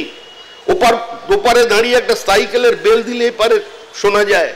একটা অবৈজ্ঞানিক বর্ডার ঈশ্বর যা তৈরি করেছিলেন, আমরা আমাদের রাজনৈতিক ভুলের কারণে, আমাদের কিছু মানুষের তাড়াতাড়ি গদিতে বসবার কারণে আমরা আত্মসমর্পণ করে গিয়েছিলাম, আমরা হেরে গিয়েছিলাম ব্রিটিশ কূটনৈতিক চতুর সাম্রাজ্যবাদী শয়তানির কাছে। ঐতিহাসিক রমেশচন্দ্র মজুমদার বলেছিলেন যে দেশভাগের অন্যতম কারণ হলো ভারতবর্ষের রাষ্ট্রনেতাদের হিন্দু মুসলমান সম্পর্কে আজকে অনভিজ্ঞতা। পাকিস্তান বলে কোথাও কোনোদিন কোনো রাষ্ট্র ছিল না। জিন্নাহ প্রথমে পাকিস্তানের সমর্থক ছিলেন না, কিন্তু কারা জিন্নাহকে পাকিস্তানের সমর্থক বানিয়ে দিলেন এবং জিন্নাহ পরবর্তীকালে বিবৃতি দিয়ে বললেন পাকিস্তানের জন্ম সেদিন হয়েছিল যেদিন লক্ষ লক্ষ হিন্দু মুসলমান ধর্ম গ্রহণ করেছিল, সেদিনই নাকি পাকিস্তান তৈরি হয়েছে। 1944 সালে গান্ধীজি তার হরিজন পত্রিকায় লিখছেন যে দেশের এই বিশাল সংখ্যক মুসলমান তারা যদি সেলফ ডিটারমিনেশনের জন্য একটা নিজস্ব রাষ্ট্র চায়, অহিংসের পূজারী গান্ধীজি বলছেন আমার কোনো অহিংস পথ জানা নেই যাতে এত সংখ্যক মানুষকে সেখান থেকে রোধ করা যায়। আবার Gandhi the myth behind the veil of a mist, barrister Niharendu Dutta মজুমদারের বইতে তিনি লিখছেন যে 1944 সালের জুলাই মাসে আজকে জিন্নার মালাবার হিলসের বাড়িতেই পাকিস্তান তৈরি হবার সমস্ত ব্যবস্থা হয়ে গিয়েছিল। তো এই নিয়ে বিতর্ক চলতে পারে, কিন্তু এই মুহূর্তে ব্লক ভোটের রাজনীতি, সংঘবদ্ধ হিন্দু ভোটের রাজনীতির এটা কোনো কারণ নেই। আফগানিস্তানে যে বুদ্ধ মূর্তি ভাঙা হয়েছিল আমার মনে হয় ওখান দিয়ে কোনো আদানি আম্বানির তার চলে যায়নি। We are living in a global village. একটা সময় ছিল আমরা দরজা জানলা বন্ধ করে বেঁচে থাকতে পারতাম। আমাদের কলেজ জীবনে আমরা বামপন্থীদের বক্তৃতা শুনেছি যে 0.45 রুবল ইকুইভ্যালেন্ট টু $1, কিন্তু সেই গর্বাচেবের সময় গ্লাসনোস্ট পেরেস্ট্রয়িকার পরে যখন আমরা সোভিয়েত ইউনিয়নকে টুকরো টুকরো হতে দেখেছি, কোথায় দাঁড়িয়েছিল সেই সোভিয়েত ইউনিয়নের অর্থনীতি? 1920 সালের বলশেভিক রেভলিউশন, 1920 সাল থেকে 1990 পর্যন্ত আজকে যেখানে সমাজতন্ত্রের শিক্ষা হয়েছে, যেখানে এক পাঠ্যক্রম ছিল, একইভাবে মানুষকে যেখানে বাঁচবার অধিকারকে তারা সুরক্ষিত করতে পেরেছিলেন, আজকে সেখানে যখন তারা সিসিট করে গেল একটার পর একটা রাষ্ট্র, তারা ইসলামকে তাদের রাষ্ট্র ধর্ম হিসেবে কেন গ্রহণ করলো? প্রশ্নটা আজকে এখান থেকেই আজকে এই সমস্যার সমাধান করতে হবে। আসলে বিচার বিশ্লেষণ, তর্ক বিতর্ক, চাপানুতর থাকবেই, ছোটখাটো টুকরো টুকরো ঘটনা থাকবেই। পিস কিপিং ফোর্সের আমরা দাবি জানাচ্ছি। কেউ কেউ বলছেন কেন পিস কিপিং ফোর্স যাচ্ছে না? আরে বাংলাদেশে পিস কিপিং ফোর্স যাচ্ছে না কেন তার আগে বলুন বেলডাঙ্গায় সিআইএসএফ কে কেন ঢুকতে দেওয়া হচ্ছে না? পাঁচলায় সিআইএসএফ কেন পৌঁছচ্ছে না? সেটাও তো প্রশ্ন হবে। আজকে এই ধান থেকে আমাদের এই অবস্থাকে বিতরণ করতে হবে। রবীন্দ্রনাথ বলেছিলেন দূরকে নিকট করিবার সবচেয়ে প্রকৃষ্ট উদাহরণ হইল নিকট হইতে দূরে যাওয়া। আমরা আমাদের ভবের ঘরে চুরি করেছি। আজকে যখন মৌলবাদ আজকে মাথা চাড়া দিয়েছে তখন কেউ কাউকে থামিয়ে দেয়নি। প্রথম যে রাজনৈতিক ব্যক্তিত্ব গুলিবিদ্ধ হয়েছেন তিনি বাংলাদেশ কমিউনিস্ট পার্টির একজন নেতা। তিনি ধর্ম মানেন না কিংবা ধর্ম তার জীবনের প্রত্যেকটি পদক্ষেপে কোনো ধর্মচিন্তার মধ্যে দিয়ে আবর্তিত হচ্ছে এটা নয়, কিন্তু এটা হয়েছে যে এই মৌলবাদের কাছে আজকে আত্মসমর্পণ করে গেছে বাংলাদেশের কিছু মানুষ। আমি একটি কথা বলে বক্তব্য শেষ করব। আমি এখানে যখন এসে বসেছি যতজন বক্তার বক্তব্য শুনলাম বলছেন হিন্দুরা নির্যাতিত, হিন্দুরা আক্রান্ত। আমি প্রথম যেদিন টেলিফোন পাই ফোনটা পেয়েছিলাম ডক্টর এস সারোয়ার হোসেন, যার বাংলাদেশের একটি বিখ্যাত বই আছে অধ্যাপক, the exodus of minorities and intellect from Bangladesh.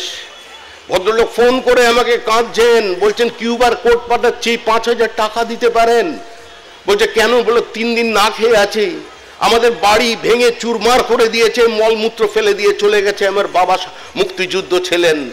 এখানে হিন্দুরা কেউ বাঁচবে না, এখানে আমাদের মতো যারা সিভিল সোসাইটির ফেস আছে কেউ বাঁচবে না। চঞ্চল চৌধুরী তার জনপ্লাবন হতো নাকি, তার এত বড় জনপ্রিয় ব্যক্তিত্ব, একটা বাড়িতে আগুন লেগেছে, আরেক জায়গায় তিনি অন্তর্লীন হয়ে আছেন। আমি আরেকজনের নাম বলে তাকে বিব্রত করতে পারছি না, কারণ তিনি ওটিটি প্ল্যাটফর্মের একজন অত্যন্ত এই মুহূর্তে জনপ্রিয় বাংলাদেশের অভিনেত্রী, প্রায় কলকাতায় আসতেন, আজকে তারও কোনো খবর নেই, তাকে পাওয়া যাচ্ছে না।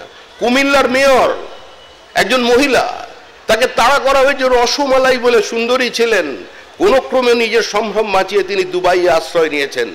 ভারতবর্ষের বিভিন্ন জায়গায় যারা ঢুকে আছেন, বাংলাদেশের জাতীয় টিমের গোলকিপার বলছেন যে এমন সময় বাংলাদেশে এসেছে যে বিএনপিকে আর আওয়ামী লীগকে একসঙ্গে একযোগে আজকে আমাদের এগিয়ে আসতে হবে।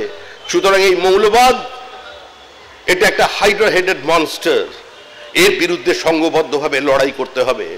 এর কোনো জাত নেই, কোনো ধর্ম নেই।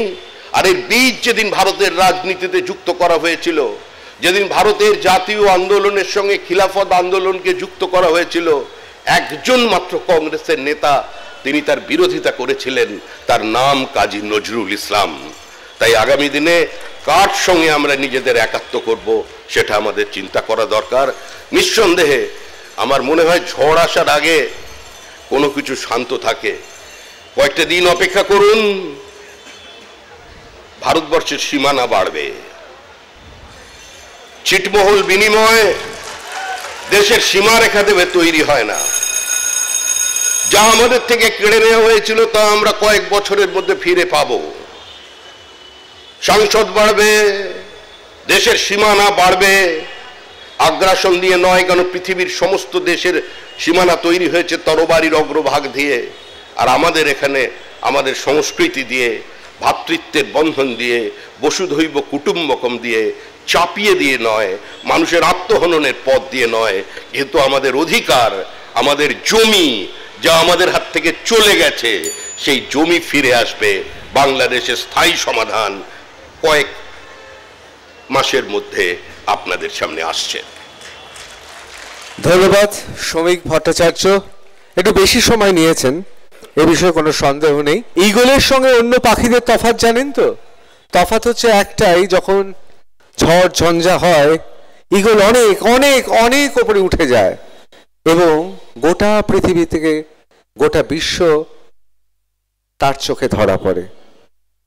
শ্রমিকদা তার অসাধারণ শব্দচয়ন, বাক্য গঠনে আমাদের মোহিত করেছেন, কিন্তু তিনি কি ঈগলের মতো অনেক দূর দৃষ্টি দেখাতে চেয়েছেন, নাকি তিনি আপাত ঝঞ্ঝাগুলো কাটিয়ে অনেক ওপরে উঠতে বলছেন? আমি এবার ডেকে নেব শতরূপকে। শতরূপ ঘোষ, প্যালেস্টাইন ভিয়েতনাম তোমার পরাণ কাঁদে, বাংলাদেশের বেলায় কেন মুখ খুলতে বাধে। আমার মনে হচ্ছে শতরূপই এর প্রশ্ন দেবে। সত্যি ইসরায়েল নিয়ে কথা বলে না কেউ, কেন? ইসরায়েল নিয়ে কথা বলি না কারণ পৃথিবীতে ইসরায়েল বলে কোনো দেশ নেই। যেটাকে আমরা ইসরায়েল বলি ওটা আসলে অকুপাইড প্যালেস্তাইন। কারোর ভালো লাগলে ভালো, কারোর ভালো না লাগলে ভালো না। নমস্কার। দেখুন, আমি সবার আগে একটা আপনাদের মনে করে, আপনারা নিশ্চয়ই দেখেছেন একসময় মিরাক্কেলে মৃদুলদা বলে একজন কন্টেস্টেন্ট ছিলেন, খুব জনপ্রিয় ছিলেন। তো তাই তিনি একবার একটা যোগ বলেছিলেন, এখনো মাঝে মধ্যে দেখবেন ফেসবুকে ভাইরাল হয়, যে আমার বাবার সাথে আমার প্রেমিকার মায়ের প্রেম হলো, তারপর তাদের বিয়ে হলো, তারপর তার সাথে আমার মামার বিয়ে হলো, তারপর তার সাথে এই করলো, কোনো জটিল সম্পর্কের হিসেব। আলটিমেটলি হিসাবটা না মেলাতে এসে ব্যাপারটা একটা জায়গায় এসে শেষ হলো যে সুতরাং এখন ব্যাপারটা এরকম দাঁড়িয়েছে যে আমার বাবা হচ্ছে আমার ছেলে আর আমি হচ্ছে আমার নিজের শ্বশুর। আমার ওইটা মনে পড়ে গেল অনন্যার ভাষণ শুনে। ও প্রথমে সিপিএম এর সঙ্গে ভিয়েতনাম, ভিয়েতনামের সঙ্গে রাশিয়া, রাশিয়ার সঙ্গে চায়না, চায়নার সাথে কেরালা করে আলটিমেটলি ইকুয়েশনটা দাঁড়ালো যে কমিউনিস্ট আর আমেরিকা একসঙ্গে, যা আমি আমার নিজের শ্বশুর। তবে আপনাদের একটা কথা বলছি, এই অনন্যা কদিন আগে কলকাতা কর্পোরেশনের ফ্লোরে দাঁড়িয়ে পোপ সহ খ্রিস্টান কমিউনিটিকে যাচ্ছেতাইভাবে অপমান করে ওনার দলের তিরস্কৃত হয়েছিলেন। ওনার দলের পক্ষ থেকে ববি হাকিম প্রেস কনফারেন্স করে বলেছিলেন যে ওনার বিরুদ্ধে আমরা ব্যবস্থা নেব। উনি যে কথা বলেছেন, ওনার এই মানসিকতা আমাদের দলের মনোভাব নয়। আমার বিশ্বাস আজকে এই মাঠে যদি তৃণমূলের কোনো নেতা থেকে থাকেন, তিনিও জানেন আমি ভুল বলছি না। আজকের ওনার এই বক্তব্য টেলিকাস্ট হওয়ার পরে হয়তো একবার তৃণমূলের পক্ষ থেকেই বলা হবে যে অনন্যা বন্দ্যোপাধ্যায় এখানে যে কথাগুলো বলেছেন এগুলো তৃণমূল কংগ্রেসের বক্তব্য নয়, এগুলো প্রায় বিজেপির বক্তব্য। এই নদিয়া এখান থেকে কয়েক কিলোমিটার দূরে গেদে থেকে শুরু করে রানাঘাট, কুপাস ক্যাম্প থেকে শুরু করে এই বিস্তীর্ণ এলাকার মানুষ, আপনারা সাক্ষী আছেন যেদিন বাংলায় বামপন্থীরা ৭-এর দশকে ভিয়েতনামের মুক্তি সংগ্রামের পক্ষে মিছিল করছিল, সেই দিনই গোটা বাংলা জুড়ে বামপন্থীরা উদ্বাস্তু আন্দোলন করছিল, ইউসিআরসির আন্দোলন করছিল। গোটা বাংলা জুড়ে বাংলাদেশ থেকে আসা উদ্বাস্তু হিন্দু মানুষের জন্য রিফিউজি কলোনি তৈরি করছিল গোটা বাংলা জুড়ে। আর কেউ করেনি। রিফিউজি আন্দোলনের ইতিহাসের পাতাটাকে উল্টো করে ঝাড়লেও কোনো বাজপেয়ী আডবাণীর নাম পাওয়া যাবে না, নাম পাওয়া যাবে কমিউনিস্ট পার্টির উদ্বাস্তু আন্দোলনের নেতাদের নাম। অনন্যা বন্দ্যোপাধ্যায় বলার সময় বললেন, বামপন্থীদের সময় সবচেয়ে বেশি বাংলাদেশ থেকে মানুষ এসে পশ্চিমবাংলায় সেটেল করেছে। যদি করে থাকে আমরা গর্বিত।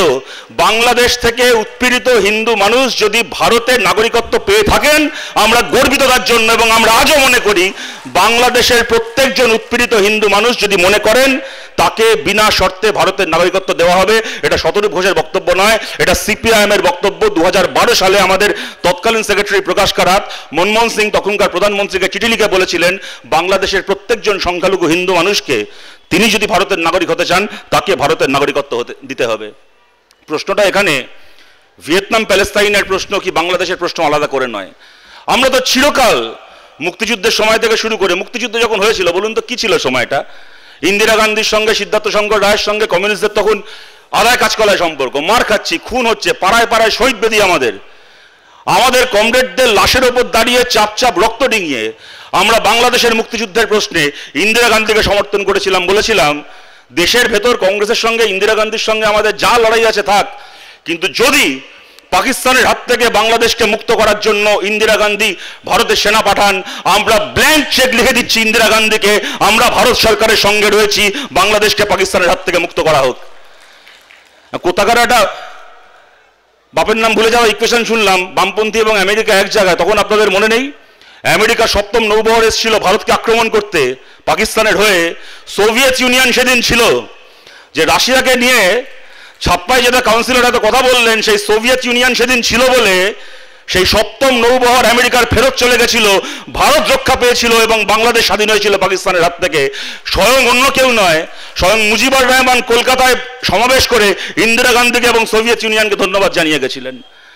আমরা ভুল করেছি, ভিয়েতনামের হয়ে কথা বললে আমরা ভুল করেছি।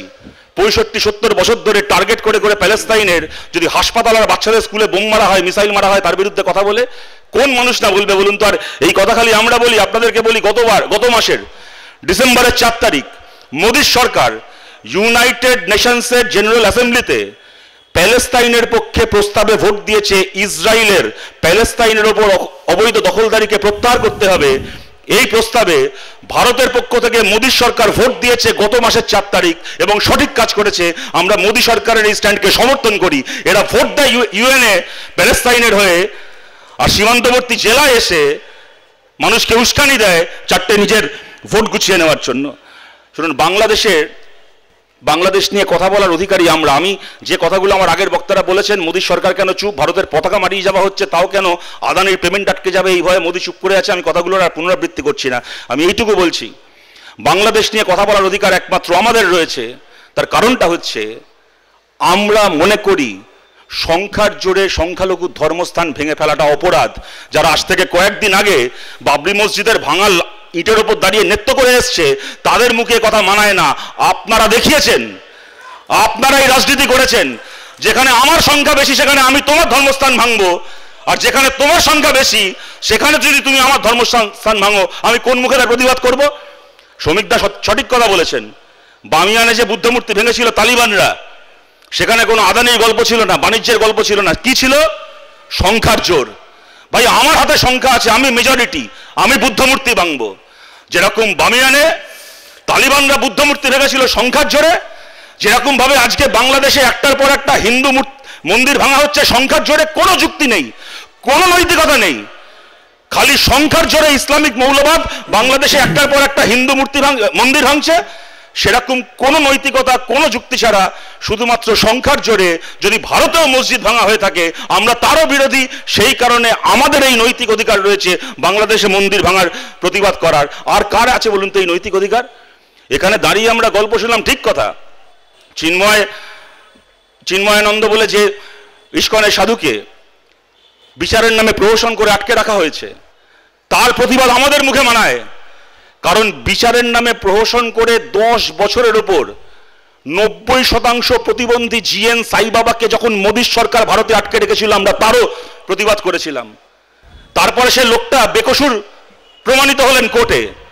মাঝখান থেকে 90% একজন পঙ্গু প্রতিবন্ধী মানুষকে 10 বছরের উপর জেলে আটকে রেখে যখন তিনি জেল থেকে বেরোলেন আধমরা হয়ে, আর কয়েকদিন বেঁচে থাকলেন, কয়েক সপ্তাহের মধ্যে তার প্রাণ চলে গেল, লোকটা মরে গেল।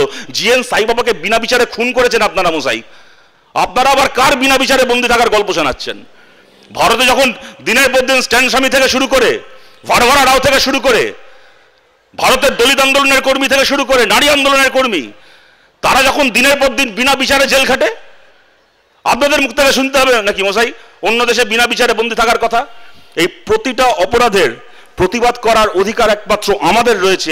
যে কথাটা বললেন শ্রমিকদা, ভারতের সঙ্গে বাংলাদেশের এমন একটা বর্ডার আছে, বাংলার সাথে বাংলাদেশের এমন একটা বর্ডার আছে, ওপারে দাঁড়িয়ে কেউ সাইকেলের ঘন্টা বাজালে এপার থেকে শোনা যায়।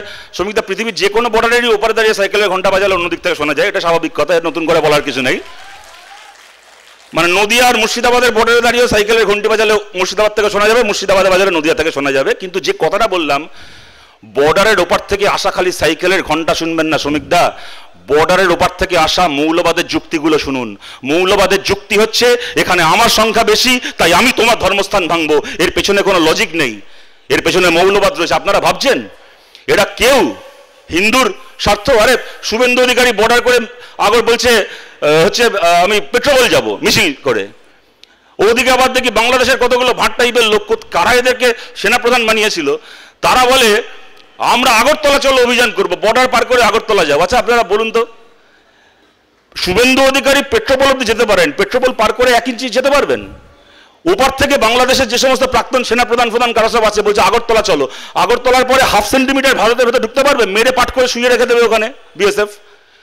এইগুলো দিয়ে লোককে উস্কানো যায়। শুভেন্দু অধিকারীও জানেন যে আমার ক্ষমতা নেই বর্ডার পার করে বাংলাদেশের হিন্দুকে ভালো রেখে আসা। ওপারের বাংলাদেশের ইসলামিক মৌলবাদের প্রতিনিধিদেরও তারাও খুব ভালো করে জানে আমার ক্ষমতা নেই আগরতলার বর্ডার পার করে ত্রিপুরায় কোনো মুসলমানকে ভালো রেখে আসা। দায়িত্বশীল নেতা সে যে নিজের দেশের সংখ্যালঘু মানুষের যত্ন নেবেন এবং তার এই নৈতিক অধিকার থাকবে অন্য দেশে যদি সংখ্যালঘু মানুষের উপর কোনো অত্যাচার হয় তার বিরুদ্ধে কথা বলার। তার বাইরে বাকি আমি দেখেছি শ্রমিকদা কতক্ষণ বলেছেন, আমিও ঘড়ি দেখছি, আমার হাতেও ঘড়ি আছে। তার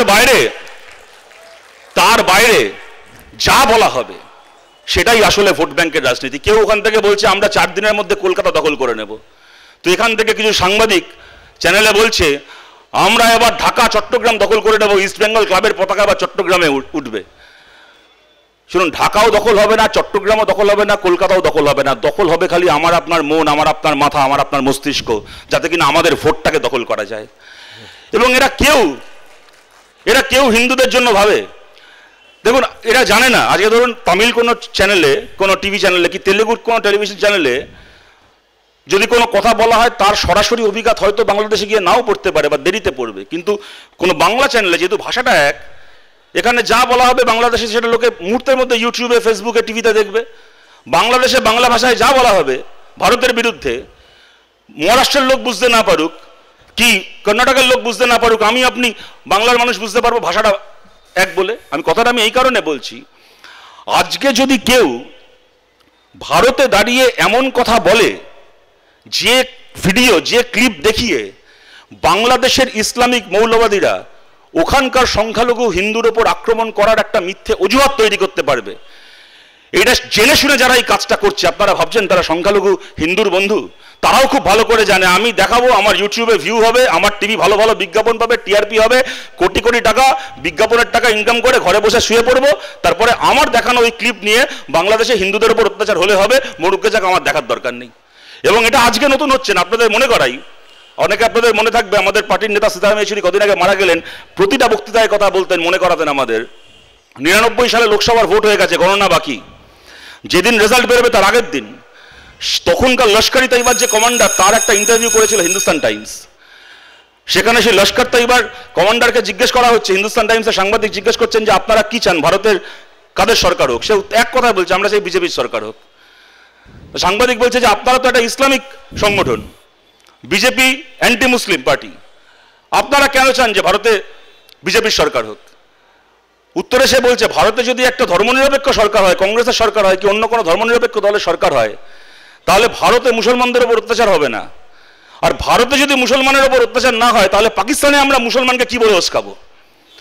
কিন্তু ভারতে যত মুসলমানের উপর অত্যাচার হবে তত সেই খবর দেখি আমি পাকিস্তানে মুসলমানদেরকে উস্কে ভারত বিদ্বেষ চাষ করতে পারবো। আমার জামাতে ইসলামীকে পাকিস্তানে বড় করতে হলে মার্জনা করবেন, লস্করি তৈবাকে আমি পাকিস্তানে বড় করতে পারবো, নতুন রিক্রুটমেন্ট করতে পারবো। যুগে যুগে যুগে যুগে দেশে দেশে, এটা আমার কথা নয়, স্বামী বিবেকানন্দের কথা, সমস্ত ধর্মের মৌলবাদ আলটিমেটলি পাশাপাশি বসে থাকে, একে অপরের সঙ্গে বসে থাকে। আমি আমার কথাকে শেষ করছি এইটা বলে, কে প্যালেস্তাইনের বিরুদ্ধে বলবে, কে ভিয়েতনামের বিরুদ্ধে বলবে, কে কার বিরুদ্ধে বলবে, আমি কমিউনিস্ট পার্টির পক্ষ থেকে আপনাদেরকে বলছি, জার্মানিতে যদি নাজি বাহিনীর হাতে ইহুদি মানুষের ওপর অত্যাচার হয়, হিটলারের বাহিনীর হাতে যে ইহুদি মানুষের ওপর অত্যাচার হয়েছে, আমরা সেই ইহুদি মানুষটার পক্ষে। সেই ইহুদি মানুষের বংশধর যদি প্যালেস্তাইনে কোনো মুসলমান মানুষের ওপর অত্যাচার করে, কোনো মুসলমান স্কুলের ছাত্রকে মিসাইল মেরে খুন করে, সেই ইহুদির হাতে খুন হওয়া সেই মুসলমানের পক্ষে আমরা। সেই মুসলমান যদি বাংলাদেশে কোনো সংখ্যালঘু হিন্দু মানুষকে খুন করে, তাহলে বাংলাদেশের সেই সংখ্যালঘু হিন্দু মানুষের পক্ষে আমরা। বাংলাদেশের সেই সংখ্যালঘু হিন্দু মানুষের কোনো আত্মীয় ভারতে উচ্চবর্ণের যদি কোনো দলিতের ওপর অত্যাচার করে, তাহলে ভারতের সেই দলিতের পক্ষে আমরা। সেই দলিতের পরিবারের কোনো পুরুষ যদি নিজের পরিবারে কোনো মহিলার গায়ে হাত তোলে, তাহলে সেই দলিত পরিবারের মহিলার পক্ষে আমরা। সেই দলিত পরিবারের মহিলা যদি নিজের পাড়ায়, নিজের এলাকায় কোনো তৃতীয় লিঙ্গের মানুষের ওপর বিদ্রুপ করে, ঠাট্টা করে, ব্যঙ্গ করে, তাহলে সেই তৃতীয় লিঙ্গের মানুষের পক্ষে আমরা। আমরা ভিয়েতনামের পক্ষেও না, আমরা প্যালেস্তাইনের পক্ষেও না, আমরা বাংলাদেশের পক্ষেও না। যেখানে শোষণ হবে আমরা সেখানে শোষিতের পক্ষে। তিনি ভিয়েতনামি হোক, তিনি ভারতীয় হন, তিনি প্যালেস্তিনিয়ান হন, তিনি বাংলাদেশি হন। বামপন্থীরা এরকম ছিল, এরকম আছে, চিরকাল এরকম থাকবে। ধন্যবাদ। ধন্যবাদ। বিভিন্ন দিক নিয়ে আলোচনা হয়েছে, আমি প্রত্যেক বক্তাকে আমি ধন্যবাদ জানাবো।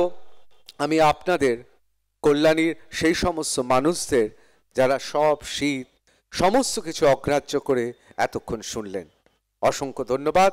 বাংলাদেশের সংখ্যালঘু মানুষের হিন্দুদের উপরে কি হচ্ছে আমার থেকে ভালো কেউ বুঝতে পারবে না। আমার ভাইরা বোনেরা কাঁদছে, ধর্ষিতা হচ্ছেন, এমন অভিযোগ উঠছে বাংলাদেশে। বাংলাদেশ জন্মেছিল যে একটা ভাষার উপর ভিত্তি করে একটা রাষ্ট্র তৈরি হতে পারে, একটা জাতি গঠন হতে পারে।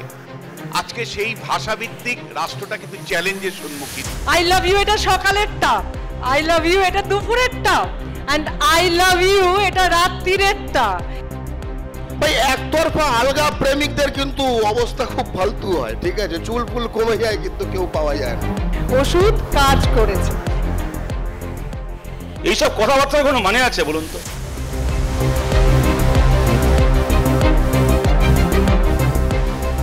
আর অনন্যা দেবী এখানে, উনি মার্কিন যুক্তরাষ্ট্রে চলে গিয়েছিলেন, অন্যান্য অনেক জায়গায় ঘোরাফেরা করে চলে এসে আই লাভ ইউ শেষ করে দিয়েছেন।